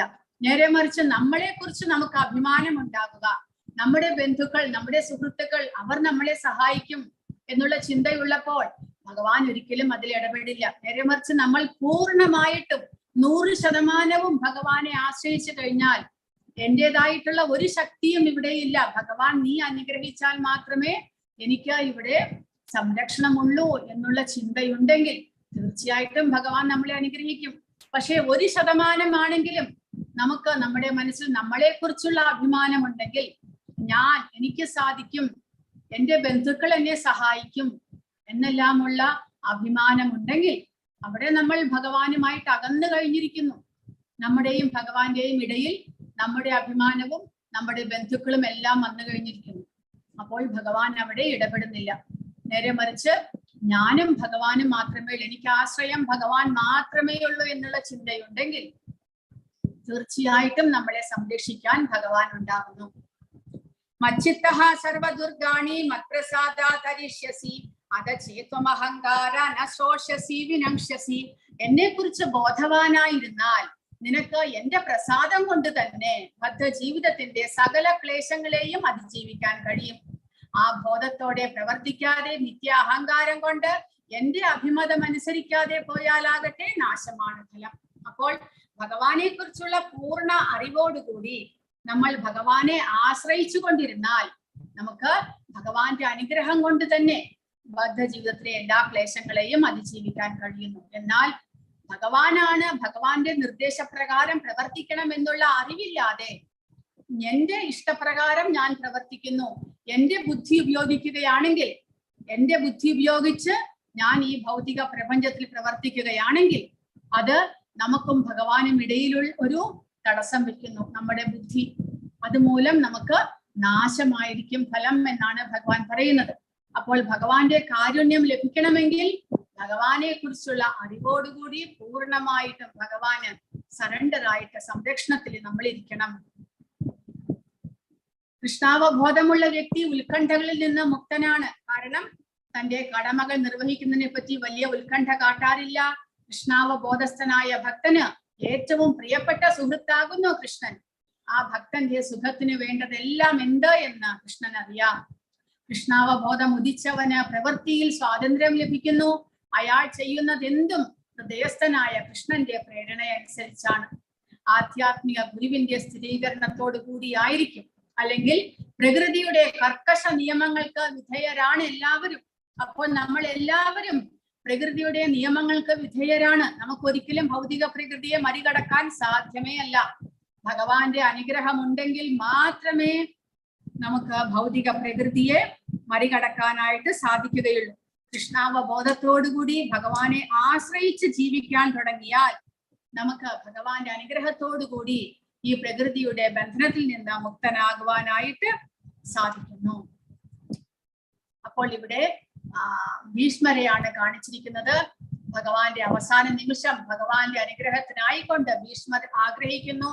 അങ്ങനെ ഭീഷ്മരെ അനുഗ്രഹിക്കാനായിട്ട് പാണ്ഡവരോടൊപ്പം ഭഗവാൻ ആ ഭീഷ്മരുടെ ശരശയ്യക്കരികിൽ വരികയാണ് ഉണ്ടാകുന്നത്. പൂർണ്ണമായിട്ടും ഭഗവാന് സമർപ്പിച്ച ഒരു ജീവിതമായിരുന്നു ഭീഷ്മരുടേത്. അതുകൊണ്ട് അവസാന നിമിഷം ഭഗവാന്റെ അനുഗ്രഹത്താൽ ഭഗവാനെ ദർശിക്കാനുള്ള അവസരം ഭീഷ്മർക്ക് ലഭിക്കുകയുണ്ടായി. യദഹങ്കാരമാശ്രിത്യ നയോസ്യ ഇതി മന്യസേ മിഥ്യൈഷ വ്യവസായസ്തേ പ്രകൃതിസ്ത്വാം നിയോക്ഷ്യതി. എന്റെ നിർദ്ദേശത്തെ അനുസരിക്കുന്നില്ലെങ്കിൽ, യുദ്ധം ചെയ്യുന്നില്ലെങ്കിൽ നീ വഴി പിഴച്ചു പോകും. മാത്രമല്ല നിന്റെ സ്വഭാവ പ്രകൃതിയാൽ നീ യുദ്ധത്തിൽ ഏർപ്പെടുക തന്നെ വേണം. കാരണം അർജുനൻ ഭൗതിക നിയമം അനുസരിച്ച് ക്ഷത്രിയനാണ്. ക്ഷത്രിയനായതുകൊണ്ട് ആ യുദ്ധം ചെയ്യാതിരിക്കാൻ അർജുനന് നിവൃത്തിയില്ല. ഏതെങ്കിലും ഒരു കാരണത്താൽ അർജുനൻ യുദ്ധം ചെയ്യാൻ നിർബന്ധിതനാകും. അപ്പോൾ ഭഗവാൻ പറയുന്നു, ഇപ്പോൾ എന്റെ നിർദ്ദേശം അനുസരിച്ച് പ്രവർത്തിക്കുക, അല്ല എന്നുണ്ടെങ്കിൽ നിന്റെ സ്വഭാവം അനുസരിച്ച് നീ യുദ്ധം ചെയ്യാൻ നിർബന്ധിതനാകും. അപ്പോഴോ ആ ഗുണത്തിന്റെ പ്രഭാവത്തിനനുസരിച്ചായിരിക്കും പ്രവർത്തികൾ ചെയ്യുക. അങ്ങനെ ആ രാജസ ഗുണം അനുസരിച്ച് പ്രവർത്തികൾ ചെയ്യുമ്പോൾ ആ ഗുണത്തിന്റെ സ്വഭാവത്തിനനുസരിച്ച് അർജുനൻ ബന്ധനസ്ഥനാകും. അപ്പോൾ വ്യാമോഹിക്കപ്പെട്ടുകൊണ്ട് അർജുനൻ യുദ്ധം ചെയ്യേണ്ടി വരും. പക്ഷെ ഇപ്പോഴാണെങ്കിലോ ഭഗവാന്റെ നിർദ്ദേശം അനുസരിച്ച് ഭഗവാന് വേണ്ടി യുദ്ധം ചെയ്യുമ്പോൾ കർമ്മ പ്രതികരണങ്ങളിൽ നിന്ന് മുക്തനാകുവാനായിട്ട് സാധിക്കുന്നു. അല്ല എന്നുണ്ടെങ്കിലോ ഗുണത്തിന്റെ ബന്ധനത്താൽ, ഗുണത്തിന്റെ പ്രഭാവത്താൽ യുദ്ധം ചെയ്യേണ്ടി വരികയാണെങ്കിൽ ബന്ധനത്തിന് കാരണമാകും എന്നാണ് ഭഗവാൻ പറയുന്നത്. അർജുനൻ ക്ഷത്രിയനാണ്, ധർമ്മത്തിന് വേണ്ടി പോരാടുകയാണ് അവന്റെ കടമ. അവൻ യുദ്ധം ഒഴിവാക്കിയാലും ഭൗതിക ഗുണങ്ങൾ അവനെ യുദ്ധം ചെയ്യാൻ പ്രേരിപ്പിക്കും. ഭഗവാന്റെ നിർദ്ദേശപ്രകാരം പ്രവർത്തിക്കുകയാണെങ്കിൽ, യുദ്ധം ചെയ്യാതിരുന്നാൽ, പ്രവർത്തിക്കാതെ യുദ്ധം ചെയ്യാതിരുന്നാൽ നിന്റെ സ്വഭാവത്താൽ നീ തെറ്റായി നയിക്കപ്പെട്ട് യുദ്ധത്തിൽ ഏർപ്പെടേണ്ടി വരും. അപ്പോൾ പ്രകൃതിക്ക് അനുസൃതമായി പ്രവർത്തിക്കുന്നതിന്റെ ഉദാഹരണമാണ് ഇവിടെ പറയുന്നത്. ക്ഷത്രിയൻ എന്ന നിലയിൽ അർജുനന് യുദ്ധം ചെയ്യേണ്ടത് സ്വാഭാവിക കടമയാണ്. മിഥ്യ അഹങ്കാരത്തിന്റെ കീഴിൽ അർജുനൻ എന്തുകൊണ്ടാണ് യുദ്ധം ചെയ്യാൻ വിസമ്മതിച്ചത്? കാരണം തന്റെ ബന്ധുക്കളെ കൊന്നാൽ പാപകരമായ പ്രതിപ്രവർത്തനങ്ങൾ നേരിടേണ്ടി വരും എന്ന് അർജുനൻ ഭയപ്പെടുന്നു. ബദ്ധ ജീവാത്മാവിന്റെ മറവി ഭഗവാനുമായിട്ടുള്ള ബന്ധം മറക്കുകയും തന്റെ പ്രവർത്തനങ്ങളുടെ യജമാനനായിട്ട് സ്വയം കണക്കാക്കുകയും ചെയ്യുന്നു. അതാണ് നമ്മളെ ബന്ധനത്തിലാക്കുന്നത്. ഭഗവാന്റെ അനുമതിയില്ലാതെ നമുക്ക് കർമ്മങ്ങൾ ഒന്നും തന്നെ ചെയ്യാൻ സാധ്യമല്ല എന്ന് നമ്മൾ മറന്നു പോകുന്നു. ഞാനാണ് കർമ്മങ്ങളെല്ലാം ചെയ്യുന്നത് എന്ന മിഥ്യാഹങ്കാരം മൂലം നമ്മൾ ചിന്തിക്കുന്നു. അതാണ് നമ്മളെ ബന്ധനത്തിലാക്കുന്നത്. എന്നാൽ നമുക്കും നമ്മുടെ കർമ്മത്തിനും ഇടയിൽ ഭഗവാനുണ്ട് എന്നത് നമ്മൾ എപ്പോഴും ഓർക്കണം. ഭഗവാനുമായിട്ട് ബന്ധപ്പെടുത്തിക്കൊണ്ട് നമ്മൾ എല്ലാത്തിനെയും കാണുവാൻ ശ്രമിക്കണം. അപ്പോൾ മാത്രമേ ഈ ബന്ധനത്തിൽ നിന്ന് മോചനം നേടാൻ സാധിക്കുകയുള്ളൂ. പരമപുരുഷന്റെ കൽപ്പന നിറവേറ്റുന്നതിൽ വൈമുഖ്യം കാണിക്കരുത്. ഭഗവതാജ്ഞ നിർവഹിക്കുന്നവർ ഏതവസരത്തിലും സുരക്ഷിതരായിരിക്കും എന്നാണ് ഭഗവാൻ പറയുന്നത്. സ്വഭാവേന കൗന്ദേയ നിബദ്ധഃ സ്വേന കർമ്മണ കർത്തും നേച്ഛസി യന്മോഹാത് കരിഷ്യസ്യ വശോഭിയത്. വ്യാമോഹം കൊണ്ട് നീ ഇപ്പോൾ എന്റെ ആജ്ഞ നിറവേറ്റാൻ മടിക്കുന്നു. എന്നാൽ സ്വാഭാവികമായ കർമ്മത്തിന്റെ പ്രേരണയ്ക്ക് വഴങ്ങി അനിഷ്ടമായി തോന്നുന്ന അതേ കർമ്മം നിനക്ക് ചെയ്യേണ്ടതായിട്ട് വരും എന്നാണ് പറയുന്നത്. അപ്പോൾ ഭഗവാന്റെ ആ കൽപ്പനകൾ പാലിക്കുന്നില്ലെങ്കിൽ സ്വാഭാവികമായിട്ട് ഗുണത്തിന്റെ പ്രഭാവത്താൽ അർജുനന്റെ സ്വഭാവത്തിനനുസരിച്ച് കർമ്മം ചെയ്യാൻ അർജുനൻ നിർബന്ധിതനാകും. അങ്ങനെ കർമ്മം ചെയ്യുമ്പോഴോ ആ ഗുണത്തിന്റെ പ്രഭാവം ഉണ്ടാകുന്നു, അങ്ങനെ ബന്ധനത്തിലാക്കപ്പെടുന്നു. എന്നാൽ ഭഗവാന്റെ നിർദ്ദേശം അനുസരിച്ച് പ്രവർത്തിക്കുകയാണെങ്കിൽ ആ ഗുണങ്ങളുടെ പ്രഭാവം ഉണ്ടാകുന്നില്ല. ഇനി അതിലും രഹസ്യമായിട്ടുള്ള ഉപദേശമാണ് ഭഗവാൻ പറയുന്നത്. താൻ ആത്മാവാണ് എന്ന ജ്ഞാനത്തെക്കാൾ രഹസ്യാത്മകമായ ജ്ഞാനം പരമാത്മാവിന് സ്വയം സമർപ്പിക്കണം എന്നുള്ള ജ്ഞാനത്തെ ഭഗവാൻ ഇവിടെ പറയുന്നു. ഈശ്വര സർവഭൂതാനാം ഹൃദ്ദേശേ അർജുന തിഷ്ഠതി ഭ്രാമയൻ സർവഭൂതാനി യന്ത്രാരൂഢാനി മായയാ. പരമപുരുഷൻ എല്ലാവരുടെയും ഹൃദയത്തിൽ കുടികൊള്ളുകയും ഭൗതിക ശക്തിയാൽ നിർമ്മിതമായ യന്ത്രത്തിൽ എന്ന പോലെ സ്ഥിതി ചെയ്യുന്ന ജീവാത്മാക്കളുടെ ഭ്രമണത്തെ നിയന്ത്രിക്കുകയും ചെയ്യുന്നു. ജീവൻ ഏത് ശരീരത്തിൽ ഏതു തരം ശരീരത്തിൽ ഉൾപ്പൂകിയോ അതിന്റെ നിലയ്ക്ക് അനുസൃതമാം വണ്ണം പ്രവർത്തിക്കാൻ അവൻ നിർബന്ധിതനാകുകയാണ്. അപ്പോൾ ജീവാത്മാവ് മനുഷ്യ ശരീരത്തിലാണെങ്കിൽ ആ മനുഷ്യനെ പോലെ പ്രവർത്തിക്കാൻ ചിന്തിക്കാൻ നിർബന്ധിതനാകുന്നു. ഒരു മൃഗത്തിന്റെ ശരീരത്തിലാണെങ്കിൽ അതുപോലെ പ്രവർത്തിക്കാൻ നിർബന്ധിതനാകുന്നു. അതിനെയെല്ലാം നിയന്ത്രിക്കുന്നത് ഈ പരമാത്മാവായിട്ടുള്ള ഭഗവാനാണ് എന്നാണ് ഇവിടെ പറയുന്നത്. ജീവാത്മാവ് സ്വതന്ത്രനല്ല, താൻ ഭഗവാന് വിധേയനല്ല എന്ന് ആരും കരുതി പോകരുത്. ഓരോ വ്യക്തിക്കും ഭഗവാനാണ് ആശ്രയം. കർത്തവ്യം എന്താണ്? സ്വയം കൃഷ്ണന് സമർപ്പിക്കലാണ് നമ്മുടെ കർത്തവ്യം. ആ ഭഗവാന് സ്വയം സമർപ്പിക്കുക. കാരണം ഭഗവാന്റെ നിർദ്ദേശം അനുസരിച്ച് മാത്രമേ നമുക്ക് പ്രവർത്തിക്കാനുള്ള കഴിവുള്ളൂ. നമ്മൾ ജീവാത്മാക്കൾ നിസ്സഹായരാണ്. നമ്മൾ ഭൗതിക പ്രകൃതിക്ക് നിയന്ത്രണത്തിന് വിധേയമായിട്ടാണ് നമ്മൾ പ്രവർത്തിക്കുന്നത് എന്ന് മനസ്സിലാക്കണം. അതിൽ നിന്നുള്ള മോചനം എന്നുള്ളത് ഭഗവാന് ശരണാഗതനാകുന്നതാണ്. തമേവ ശരണം ഗച്ഛ സർവഭാവേന ഭാരത തത്പ്രസാദാത് പരാം ശാന്തിം സ്ഥാനം പ്രാപ്സ്യസി ശാശ്വതം. ആ പരമപുരുഷന് ആത്മാർപ്പണം ചെയ്യൂ. അവിടുത്തെ പ്രസാദം കൊണ്ട് നീ പരമമായ ശാന്തി നേടും, ശാശ്വതമായ പരമപദം പ്രാപിക്കും. അപ്പോൾ പരമാത്മാവാണ് യജമാനൻ. ആ പരമപുരുഷന് ആത്മാർപ്പണം ചെയ്യുക. അവിടുത്തെ പ്രസാദം കൊണ്ട്, അനുഗ്രഹം കൊണ്ട് നമുക്ക് പരമമായ ശാന്തി നേടാം, ശാശ്വതമായ പരമപദം പ്രാപിക്കാൻ സാധിക്കും. സകല ക്ലേശങ്ങളിൽ നിന്നും മോചനം ലഭിക്കാനും അവസാനം ഭഗവത് ധാമത്തിൽ എത്താനുമുള്ള പരിഹാരമാണ് ആ സർവഭൂത ഹൃദയസ്ഥനായ പരമാ ദിവ്യോത്തമ പുരുഷന് സ്വയം സമർപ്പിക്കുന്നത്. ആ പരമപദം, പരവ്യോമം എന്നും വൈകുണ്ഠമെന്നും വിളിക്കുന്ന ആ ശാശ്വത ലോകമാണ് അതീന്ദ്രിയമായിട്ടുള്ള ലോകം. ഹൃദയസ്ഥനായ പരമാത്മാവിന് സ്വയം സമർപ്പിക്കണമെന്ന് പറയുന്നതിന്റെ അർത്ഥം പരമപുരുഷനായ ഭഗവാൻ ശ്രീകൃഷ്ണന് സ്വാത്മാർപ്പണം ചെയ്യുന്നതാണ്. അങ്ങനെ സ്വാത്മാർപ്പണം ചെയ്യുന്നത് കൊണ്ട് നമുക്ക് പരമമായിട്ട് ഭഗവാന്റെ അനുഗ്രഹത്താൽ പരമമായ ശാന്തി നേടാനും അദ്ദേഹത്തിന്റെ പരമപദം പോകാനും നമുക്ക് സാധിക്കുന്നു. ഇതീത്തെ ജ്ഞാനമാഖ്യാതം ഗുഹ്യാത് ഗുഹ്യതരം മയാ വിമൃശൈതശേഷേണ യഥേച്ഛസി തഥാ കുരു. ഇപ്രകാരം അതിരഹസ്യമായ ജ്ഞാനമാണ് ഞാൻ നിനക്ക് വിവരിച്ചു തന്നത്. ഇനി സമഗ്രമായി ആലോചിച്ച ശേഷം നിനക്ക് ഹിതമെന്ന് തോന്നുന്നത് എന്തോ അത് ചെയ്യുക. അപ്പോൾ ഭഗവാൻ അർജുനനെ നിർബന്ധിക്കുന്നില്ല. അർജുനന്റെ ഇഷ്ടപ്രകാരം അർജുനന് ഏതാണോ ശരിയായിട്ട് തോന്നുന്നത് അത് ചെയ്തു കൊള്ളാനായിട്ട് ഭഗവാൻ അർജുനനോട് ഉപദേശിക്കുന്നു. അല്ലാതെ ഒരിക്കലും ഭഗവാൻ നമ്മളോട് ഒരു കാര്യത്തിലും നിർബന്ധിക്കുന്നില്ല. ഭഗവാൻ നമുക്ക് പറഞ്ഞു തരുന്നു പരമമായിട്ടുള്ള ധാമം ഒന്നുണ്ട്. നമ്മുടെ എല്ലാം ആ ധാമം എന്നുള്ളത് അതാണ്. നമ്മൾ ഭഗവാന്റെ ആത്മാക്കളാണ്, അംശമാണ്. നമ്മുടെ യഥാർത്ഥത്തിലുള്ള സ്വരൂപം എന്നുള്ളത് ഭഗവത് അംശം എന്നുള്ളതാണ്. ഇതെല്ലാം ഭഗവാൻ നമുക്ക് പറഞ്ഞു തരുന്നു. അവിടേക്ക് പോകാനുള്ള വഴി അതും ഭഗവാൻ പറഞ്ഞു തരുന്നു. പക്ഷെ അവസാനം ഭഗവാൻ പറയുന്നു, ഇതെല്ലാം നമുക്ക് പറഞ്ഞു തന്നിരിക്കുന്നു, ഇനി നിങ്ങൾക്ക് ഏതാണോ ശരിയായി തോന്നുന്നത് അതാണ്. അതായത് ശരീരബോധത്തിൽ ഇരുന്നു കൊണ്ട് ഈ ഭൗതിക പ്രപഞ്ചത്തിൽ തന്നെ അനേകം ജന്മങ്ങൾ എടുത്തുകൊണ്ട് വീണ്ടും വീണ്ടും പുനർജന്മത്തിലൂടെ ഇവിടെ തന്നെ കഴിയാനാണ് ആഗ്രഹമെങ്കിൽ ഈ വഴി സ്വീകരിക്കാം.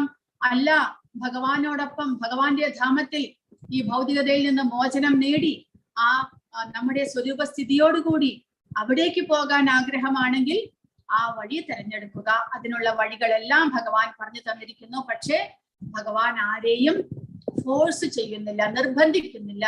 നമ്മുടെ ഇഷ്ടപ്രകാരം യഥേച്ഛസി തഥാ കുരു. നമുക്ക് ഏതാണോ ശരിയായി തോന്നുന്നത് ആ വഴി നമുക്ക് തിരഞ്ഞെടുക്കാം എന്നാണ് ഭഗവാൻ പറയുന്നത്. ഇനി അതിലും ഗുഹ്യതരമായിട്ടുള്ള ജ്ഞാനത്തെയാണ് ഭഗവാൻ പറയുന്നത്. പരമഗുഹ്യമായ ജ്ഞാനം. ഭഗവാൻ ശ്രീകൃഷ്ണന്റെ ശുദ്ധ ഭക്തനാകുക. എപ്പോഴും ഭഗവാനെ ഓർക്കുക, ഭഗവത് ഭക്തനാകുക, ഭഗവാനെ ആരാധിക്കുകയും പ്രണമിക്കുകയും ചെയ്യുക. ഇങ്ങനെ ചെയ്തു പോന്നാൽ നിശ്ചയമായും ഭഗവാനെ പ്രാപിക്കാം. അങ്ങനെ പ്രതികരണങ്ങളെ ഭയപ്പെടേണ്ട എന്ന് ഭഗവാൻ തന്റെ ഏറ്റവും പരമമായ പരമഗുഹ്യമായ ജ്ഞാനത്തെ പറ്റി ഭഗവാൻ പറയുകയാണ്.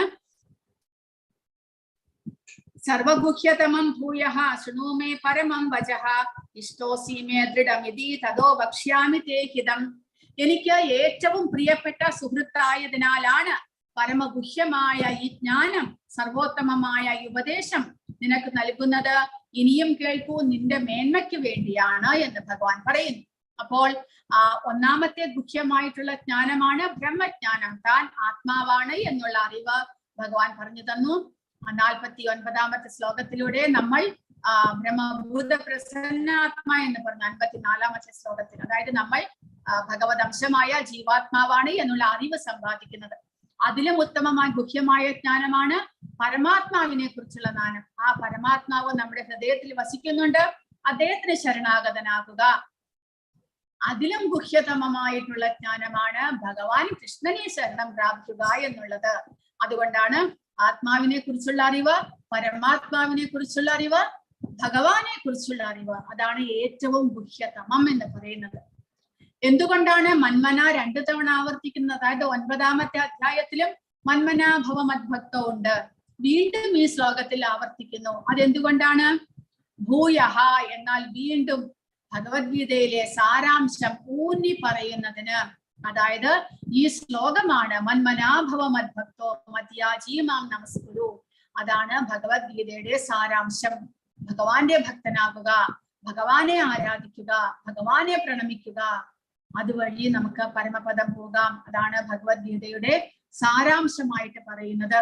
ഈ കാതലായ വശം കൃഷ്ണന് ഏറ്റവും പ്രിയപ്പെട്ട ശുദ്ധ ഭക്തനായ ഒരാൾക്കല്ലാതെ ഒരു സാമാന്യ മനുഷ്യന് മനസ്സിലാക്കാനാവില്ല. അർജുനൻ മാത്രമല്ല, സർവ ജീവാത്മാക്കളും അനുസരിക്കേണ്ടതായിട്ടുള്ള ഒരു ഉപദേശമാണ് ഇത്. അതുകൊണ്ട് ഭഗവാൻ അത് വീണ്ടും 2ാമത്തെ തവണ പറയുന്നു. മന്മനാഭവ മദ്ഭക്തോ മദ്യാജീമാം നമസ്കുരു മാമേ വൈശ്യസി സത്യം തേ പ്രതിജാനേ പ്രിയോസിമേ. എപ്പോഴും എന്നെ ഓർക്കുക, എന്റെ ഭക്തനാകുക, എന്നെ ആരാധിക്കുകയും പ്രണമിക്കുകയും ചെയ്യുക. ഇങ്ങനെ ചെയ്തു പോന്നാൽ നിശ്ചയമായും നിനക്ക് എന്നെ പ്രാപിക്കാം. ഞാൻ തീർത്ത് പറയുന്നു, എന്തെന്നാൽ എനിക്ക് പ്രിയപ്പെട്ടവനാണ് നീ. അപ്പോൾ അങ്ങനെ ഭഗവാന്റെ ഭക്തനാകാൻ വേണ്ടിയിട്ട് നമ്മൾ എന്താണ് ചെയ്യേണ്ടത് എന്ന് പ്രഭുപാദ ഇവിടെ പറഞ്ഞിരിക്കുന്നു. കൃഷ്ണനെ കുറിച്ച് നിരന്തരം സ്മരിക്കാൻ അവസരം കിട്ടുന്ന വിധത്തിൽ ജീവിതത്തെ ചിട്ടപ്പെടുത്തണം. ദൈനംദിന പ്രവർത്തനങ്ങളെല്ലാം കൃഷ്ണനുമായി ബന്ധപ്പെടുത്തിയാണ് ചെയ്യേണ്ടത്.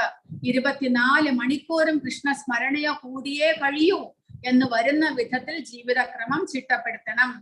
ഇങ്ങനെ കൃഷ്ണാവബോധനിഷ്ഠനാകുന്ന ഒരാൾ തീർച്ചയായും തന്റെ ധാമത്തിലെത്തും എന്ന് കൃഷ്ണൻ ഭഗവാൻ വാഗ്ദാനം ചെയ്യുന്നു. അവിടെ അയാൾ ഭഗവാനുമായി സഹവസിക്കുകയും ചെയ്യും. അപ്പോൾ ഭഗവാന്റെ മിത്രങ്ങളാണ്, അല്ലെങ്കിൽ നമ്മുടെ എല്ലാവരുടെയും മിത്രമാണ്, പരമസുഹൃത്താണ് ഭഗവാൻ. നമ്മുടെ എല്ലാം പിതാവാണ് ഭഗവാൻ. അതുകൊണ്ട് അർജുനനോട് മാത്രമല്ല, നമ്മൾ എല്ലാവരോടുമായിട്ടാണ് ഭഗവാൻ ഉപദേശം പറയുന്നത്. അതുകൊണ്ട് ഭഗവാൻ ഇവിടെ പറയുന്നത് എല്ലാവരും സ്വീകരിച്ച് ഭഗവാന്റെ ഭക്തരാകുവാനായിട്ട് നമ്മൾ പരിശ്രമിക്കേണ്ടതാണ്. അങ്ങനെയുള്ള ഭഗവാന്റെ ഭക്തനാകാനായിട്ട്, കൃഷ്ണന്റെ ഭക്തനാകാനായിട്ടാണ് ഭഗവാൻ നമ്മളോട് പറയുന്നത്. സർവധർമാൻ പരിത്യജ്യ മാമേകം ശരണം വ്രജ അഹം ത്വാം സർവപാപേഭ്യോ മോക്ഷയിഷ്യാമി മാ ശുചഃ. സർവധർമ്മങ്ങളെയും ത്യജിച്ച് എന്നിൽ ശരണം തേടുക, ഞാൻ നിന്റെ സകല പാപ പ്രതികരണങ്ങളിൽ നിന്നും മുക്തനാക്കാം. ഭയപ്പെടേണ്ട, ഭഗവാൻ പറയും നമ്മളോട്, ഭയപ്പെടേണ്ട, എല്ലാത്തിനെയും ഉപേക്ഷിച്ചോളൂ, ഞാൻ നിന്നെ സംരക്ഷിച്ചു കൊള്ളാം എന്ന് ഭഗവാൻ ഉറപ്പ് തരുന്നു.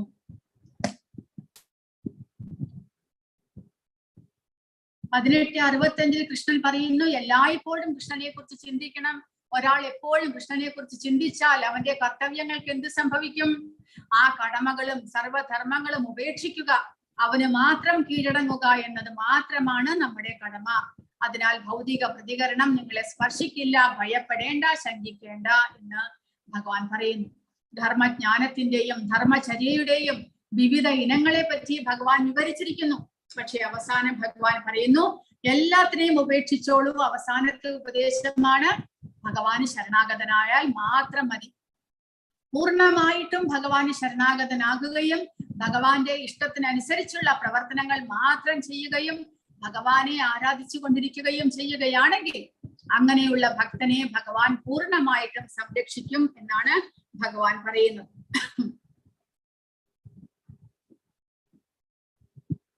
അപ്പോൾ ബ്രഹ്മനെ കുറിച്ചുള്ള, ആത്മാവിനെ കുറിച്ചുള്ള ജ്ഞാനമാണ് ബ്രഹ്മഭൂതസ്ഥിതി.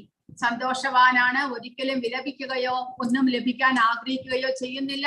എല്ലാ ജീവജാലങ്ങളോടും ഒരുപോലെ ഇടപെടുകയും ശുദ്ധമായ ഭക്തിയുടെ സേവനം നേടുകയും ചെയ്യുന്നു. അതാണ് ബ്രഹ്മഭൂതസ്ഥിതി, ആത്മജ്ഞാനം ലഭിക്കുന്ന അവസ്ഥ. ഇനി പരമാത്മജ്ഞാനം ലഭിച്ചു കഴിഞ്ഞാലോ, ശരീരം ഒരു യന്ത്രമോ വാഹനമോ ആണ്. ജീവാത്മാവ് ആ യന്ത്രത്തിൽ ഇരിക്കുന്നു, പരമാത്മാവ് നിർദ്ദേശിക്കുന്നു. പരമാത്മാവിൽ സ്വയം സമർപ്പിക്കണം. അപ്പോൾ അങ്ങനെ ഈ ജീവിതത്തിൽ അതീന്ദ്രിയമായ സമാധാനം ഉണ്ടാകുന്നു. അടുത്ത ജന്മത്തിൽ ശാശ്വതമായ ധാമം നേടാനും സാധിക്കും. അതായത് നമ്മുടെ ഹൃദയം തന്നിൽ തന്നെ പരമാത്മാവും ജീവാത്മാവും ഇരിക്കുന്നു. എന്നാൽ ജീവാത്മാവ് ഈ ശരീരത്തിനെ തന്റെ ആഗ്രഹം കൊണ്ട് പ്രവർത്തിപ്പിക്കാനായിട്ട് പരിശ്രമിച്ചു കൊണ്ടിരിക്കുകയാണ്. എന്നാൽ എപ്പോഴാണോ ജീവാത്മാവിന് തന്റെ സമീപമിരിക്കുന്ന പരമാത്മാവിനെ കുറിച്ചുള്ള അറിവുണ്ടാകുന്നത്, അദ്ദേഹത്തിനെ ആശ്രയിക്കുന്നത്, ആ സമയത്ത് ആ പരമാത്മ ജ്ഞാനത്തോടു കൂടി ജീവാത്മാവിന് ഭൗതികതയിൽ നിന്നുള്ള മോചനം സാധ്യമാകുന്നു എന്നാണ് രണ്ടാമത്തെ അറിവ്. മൂന്നാമത്തേതും ഏറ്റവും പരമഗുഹ്യമായിട്ടുള്ള ജ്ഞാനമാണ് ഭഗവാൻ ശ്രീകൃഷ്ണനെ കുറിച്ചുള്ള അറിവും അദ്ദേഹത്തിൽ ഭക്തിയുത സേവനം ചെയ്യാനുള്ള അറിവും. എപ്പോഴും ഭഗവാനെ ഓർക്കുക, ഭഗവാന്റെ ഭക്തനാകുക, ഭഗവാനെ ആരാധിക്കുക, ഭഗവാനെ പ്രണമിക്കുക. അങ്ങനെ ഭഗവാനിൽ സ്വയം സമർപ്പിക്കുക. എല്ലാ പാപപ്രതികരണങ്ങളിൽ നിന്നും ഭഗവാൻ നമ്മളെ മോചിപ്പിക്കുന്നു. ഇനി ഭഗവാൻ പറയുന്നത്, ഇതുവരെ പറഞ്ഞ എല്ലാ ഉപദേശങ്ങളും ഭഗവാൻ പറയുന്നു, ഇത് ഭക്തി ഇല്ലാത്തവർക്ക് ഒരിക്കലും ഉപദേശിക്കരുത്. എന്നാൽ ഭക്തി ഉള്ളവർക്ക് ഉപദേശിക്കുകയാണെങ്കിലോ ഭഗവാന്റെ പ്രിയ ഭക്തനാകാനായിട്ട് സാധിക്കുന്നു. ഭഗവത്ഗീതയെ കുറിച്ചുള്ള ഈ അറിവ് തപസ്വി, പിന്നെ ഈർഷയില്ലാത്ത ഭക്തർക്ക് വിശദീകരിക്കുന്ന ഒരാൾക്ക് ശുദ്ധമായ ഭക്തി സേവനം ഉറപ്പാണ് എന്ന് പറയുന്നു. ഭഗവത്ഗീത പഠിക്കുകയും കൃഷ്ണനെ ബുദ്ധി കൊണ്ട് ആരാധിക്കുകയും ചെയ്യുന്ന വിശ്വസ്തരും അസൂയയില്ലാത്തവരുമായ ശ്രോതാക്കൾ പാപത്തിൽ നിന്ന് മുക്തരാകുന്നു. ഇതം തേനാ തപസ്കായ ഭക്തായ കഥാചന നചാശുശ്രൂഷവേ വാച്യം നചമാം യോഭ്യസൂയതി. തപസോ ഭക്തിയോ ഇല്ലാത്തവർക്കും ഭക്തി സേവന കർമ്മത്തിൽ ഏർപ്പെടാത്തവർക്കും എന്നോട് അസൂയയുള്ളവർക്കും രഹസ്യമായ ഈ ജ്ഞാനം ഉപദേശിക്കരുത്. ഗീത മനസ്സിലാക്കാൻ കഴിയാത്ത വിവിധ വ്യക്തികൾ ആരൊക്കെയാണ്? ഭോഗാസക്തരായവർക്ക്, ഭോഗാസക്തനല്ലെങ്കിലും വേദോക്തങ്ങളായ നിബന്ധനകൾ പിഴയ്ക്കാതെ അനുഷ്ഠിക്കുന്ന ഒരാൾക്ക് പോലും സ്വയം ഭക്തനല്ല എങ്കിൽ അയാൾക്ക് കൃഷ്ണനെ അറിയാൻ കഴിയില്ല. അതുപോലെ ഭഗവത്ഗീതയ്ക്ക് നമ്മുടെ ഭൗതിക ഗുണങ്ങൾക്കനുസൃതമായിട്ട് എന്തെങ്കിലും വ്യാഖ്യാനം നൽകുന്നവരുണ്ടെങ്കിൽ അവർക്കും ഭഗവത്ഗീത ശരിയായിട്ട് മനസ്സിലാക്കാൻ സാധ്യമല്ല. പിന്നെ കൃഷ്ണഭക്തൻ എന്ന് ഭാവിക്കുന്നുണ്ടെങ്കിലും കൃഷ്ണാവബോധ പ്രവർത്തനത്തിൽ ഏർപ്പെടാത്തവനും കൃഷ്ണന്റെ പൊരുൾ മനസ്സിലാക്കാൻ കഴിയില്ല. ഭഗവാനാണ് പരമപുരുഷനെന്നും ഭഗവാന് തുല്യനായോ ശ്രേഷ്ഠനായോ മറ്റാരുമില്ല എന്നും അറിയാത്തത് കൊണ്ടാണ് മറ്റുള്ളവർക്ക് ഭഗവാനോട് ഈർഷ്യ ഉണ്ടാകാനുള്ള കാരണം. ആരൊക്കെയാണ് ഭഗവത്ഗീതയെ വ്യാഖ്യാനിക്കാൻ ശ്രമിക്കാതിരിക്കേണ്ടത്? ഭഗവാനോട് ഈർഷ്യയുള്ളവർ, അവിശ്വാസികൾ. ആധികാരികതയുള്ള ഒരു ഉത്തമ ഭക്തനിൽ നിന്ന് കൃഷ്ണന്റെ യാഥാർത്ഥ്യം അറിയുന്നതിന് മുൻപ് ഒരാളും ഈ ഭഗവത്ഗീതയ്ക്ക് വ്യാഖ്യാനം എഴുതാൻ തുനിയരുത്. കാരണം ഭൗതിക ഗുണങ്ങളാൽ നമ്മൾ ഭഗവത്ഗീതയ്ക്ക് വ്യാഖ്യാനം എഴുതാൻ ശ്രമിച്ചു കഴിഞ്ഞാൽ അതൊരിക്കലും തന്നെ പൂർണ്ണത നേടാനായിട്ട് സാധ്യമല്ല. യൈദം പരമം ഗുഹ്യം മദ്ഭക്തേഷഭിദാസ്യതി ഭക്തിം മയി പരാം കൃത്വാ മാമേ വൈശ്യത്യ സംശയഃ. പരമരഹസ്യമായി ജ്ഞാനത്തെ എന്റെ ഭക്തന്മാർക്ക് ഉപദേശിക്കുന്നവന് ശുദ്ധ ഭക്തിയുത സേവനം സുനിശ്ചിതമാണ്. അവസാനം അയാൾ എന്നിലേക്ക് തിരിച്ചെത്തുകയും ചെയ്യും. നച തസ്മാൻ മനുഷ്യേഷു കശ്ചിന്മേ പ്രിയകൃത്തമഃ ഭവിതാന ച മേ തസ്മാത് അന്യഃ പ്രിയതരോ ഭുവി. അങ്ങനെയുള്ള ഒരു ഭൃത്യനേക്കാൾ എനിക്ക് പ്രിയങ്കരനായിട്ട് ഈ ലോകത്തിൽ മറ്റൊരാളില്ല, ഇനി ഒരിക്കലും ഉണ്ടാവുകയുമില്ല. അധ്യേഷതേ ച യൈമം ധർമ്മ്യം സംവാദമാവയോഹോ ജ്ഞാനയജ്ഞേന തേനാഹം നിഷ്ഠസ്യാമിതി മേ മതിഃ. നമ്മൾ തമ്മിൽ നടത്തുന്ന പാവനമായ ഈ സംഭാഷണം പഠിച്ചറിയുന്നവർ ബുദ്ധി കൊണ്ട് എന്നെ ആരാധിക്കുകയാണ് ചെയ്യുന്നത് എന്ന് ഞാൻ പ്രഖ്യാപിക്കുന്നു. അപ്പോൾ ഭക്തിയില്ലെങ്കിലും ഭഗവാനും അർജുനനും തമ്മിലുള്ള സംഭാഷണത്തെ, ഭഗവത്ഗീതയെ കുറിച്ച് അറിയാൻ ശ്രമിച്ചുകൊണ്ട് പഠിക്കുന്നവരാണെങ്കിലും, അതായത് തുടക്കത്തിൽ പ്രാരംഭകരായിട്ടുള്ളവർ, അവർ ഭക്തിയിലേക്ക് എത്തിയിട്ടില്ല എങ്കിലും ഭഗവാൻ പറയുന്നു അങ്ങനെയുള്ളവർക്കും അവരും ബുദ്ധി കൊണ്ട് ഭഗവാനെ ആരാധിക്കുകയാണ്. കാരണം അവർ അസൂയ തീണ്ടാതെയും വിശ്വാസത്തോടു കൂടിയും ഇത് ശ്രദ്ധിക്കുന്നവൻ പാപപ്രതികരണങ്ങളിൽ നിന്ന് മുക്തനായി പുണ്യാത്മാക്കൾ വാഴുന്ന ശുഭങ്ങളായ ലോകങ്ങളിലേക്ക് എത്തും. ഭക്തിയോടുകൂടി ശ്രവിക്കുകയാണെങ്കിൽ ഭഗവാന്റെ പരമപദം തന്നെ പോകാൻ സാധിക്കും. എന്നാൽ ഭക്തി ലഭിച്ചിട്ടില്ലാത്തവനാണെങ്കിൽ, ഒരു സാധാരണ മനുഷ്യൻ ഭഗവത്ഗീതയെ വിശ്വാസത്തോടുകൂടി ശ്രദ്ധയോടുകൂടി കേൾക്കുകയാണെങ്കിലും അവർക്കും സ്വർഗലോകത്തെ പ്രാപിക്കാനും കൂടാതെ പാപപ്രതികരണങ്ങളിൽ നിന്ന് മുക്തി നേടാനും സാധിക്കും എന്ന് ഭഗവാൻ ഇവിടെ പറയുകയാണ്. അപ്പോൾ എന്ത് വന്നാലും ആ ഭഗവത്ഗീത ശ്രമിക്കുന്നത് വളരെയധികം ശ്രേയസ്കരമായിട്ടുള്ളതാണ് എന്നാണ് ഭഗവാൻ പറയുന്നത്. ഭഗവത്ഗീത ശ്രവിച്ച അർജുനൻ കൃഷ്ണന്റെ നിർദ്ദേശപ്രകാരം പ്രവർത്തിക്കാനായിട്ട് നിശ്ചയിച്ചു. ഭഗവത്ഗീത അജ്ഞാനത്തിൽ നിന്നും വ്യാമോഹത്തിൽ നിന്നും അർജുനനെ മോചിപ്പിച്ചോ എന്ന് കൃഷ്ണൻ ചോദിക്കുകയാണ് 72ാമത്തെ ശ്ലോകത്തിൽ. ആധ്യാത്മിക ഗുരു എന്ന നിലയിൽ ഭഗവാൻ എന്തുകൊണ്ടാണ് ഈ ചോദ്യം അർജുനനോട് ചോദിക്കുന്നത്? ശരിയായ കാഴ്ചപ്പാടിൽ തന്നെയാണോ അർജുനൻ ഗീതോപദേശം സ്വീകരിച്ചത് എന്നും അദ്ദേഹം അതിന്റെ പൊരുൾ ഉൾക്കൊണ്ടുവോ എന്നും ആധ്യാത്മിക ഗുരു എന്ന നിലയിൽ കൃഷ്ണന് അറിയേണ്ടതുണ്ട്. ഇത് ശ്രവിച്ചാലുള്ള ഫലം അജ്ഞാനം നീങ്ങി വ്യാമോഹം നീങ്ങണം. ഭഗവത്ഗീത ശരിയായിട്ട് നമ്മൾ ശ്രവിച്ചു കഴിഞ്ഞാൽ നമ്മുടെ മനസ്സിലുള്ള അജ്ഞാനവും വ്യാമോഹവും, അതായത് ഭൗതികതയോടുള്ള ആകർഷണവും ഇല്ലാതാകണം. ഭഗവത്ഗീത ഒരു സാധാരണ പുസ്തകമല്ല. അപ്പോൾ എന്താണ് പ്രതീക്ഷിക്കേണ്ടത്? കൃഷ്ണനിൽ നിന്നോ അഥവാ ഭഗവാന്റെ പ്രതിപുരുഷനായ ഒരു യഥാർത്ഥ ആധ്യാത്മിക ഗുരുവിൽ നിന്നോ ഈ ഉപദേശങ്ങൾ കേൾക്കാൻ ഭാഗ്യമുണ്ടായവൻ മുക്തനാകും എന്ന ഉറപ്പാണ്. അയാൾ അജ്ഞാന തമസിൽ നിന്ന് മോചിതനാകുന്നു.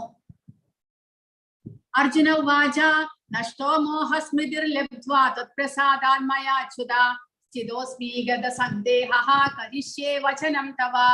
അർജുനൻ പറഞ്ഞു, ഹേ അച്യുത, ഇപ്പോൾ എന്റെ വ്യാമോഹം തീർന്നു.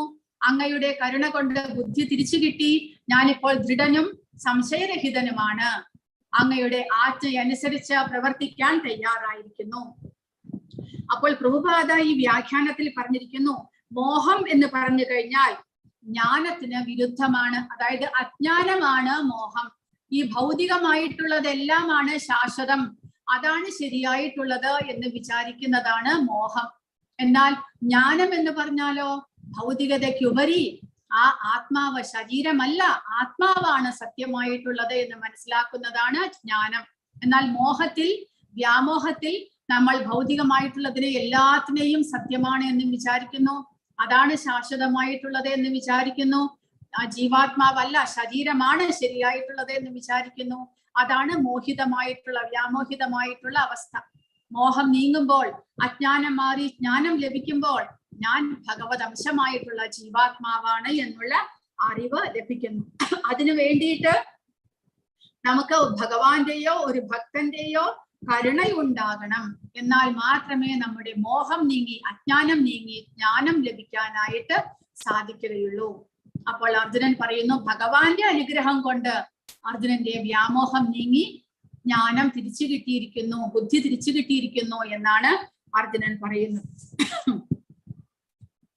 കൃഷ്ണന്റെ ആജ്ഞയനുസരിച്ച് പ്രവർത്തിക്കുന്നതാണ് കൃഷ്ണാവബോധം. അങ്ങനെ കൃഷ്ണാവബോധത്തിലൂടെ പ്രവർത്തിക്കുന്നത് കൊണ്ട് നമുക്ക് ഈ അജ്ഞാനത്തെ നീക്കി ജ്ഞാനത്തെ നമുക്ക് പ്രാപിക്കാനായിട്ട് സാധിക്കുന്നു. ഇതോടുകൂടി ഭഗവത്ഗീതയുടെ ഉപദേശം ഭഗവാന്റെ ഉപദേശം കഴിയുകയാണ്.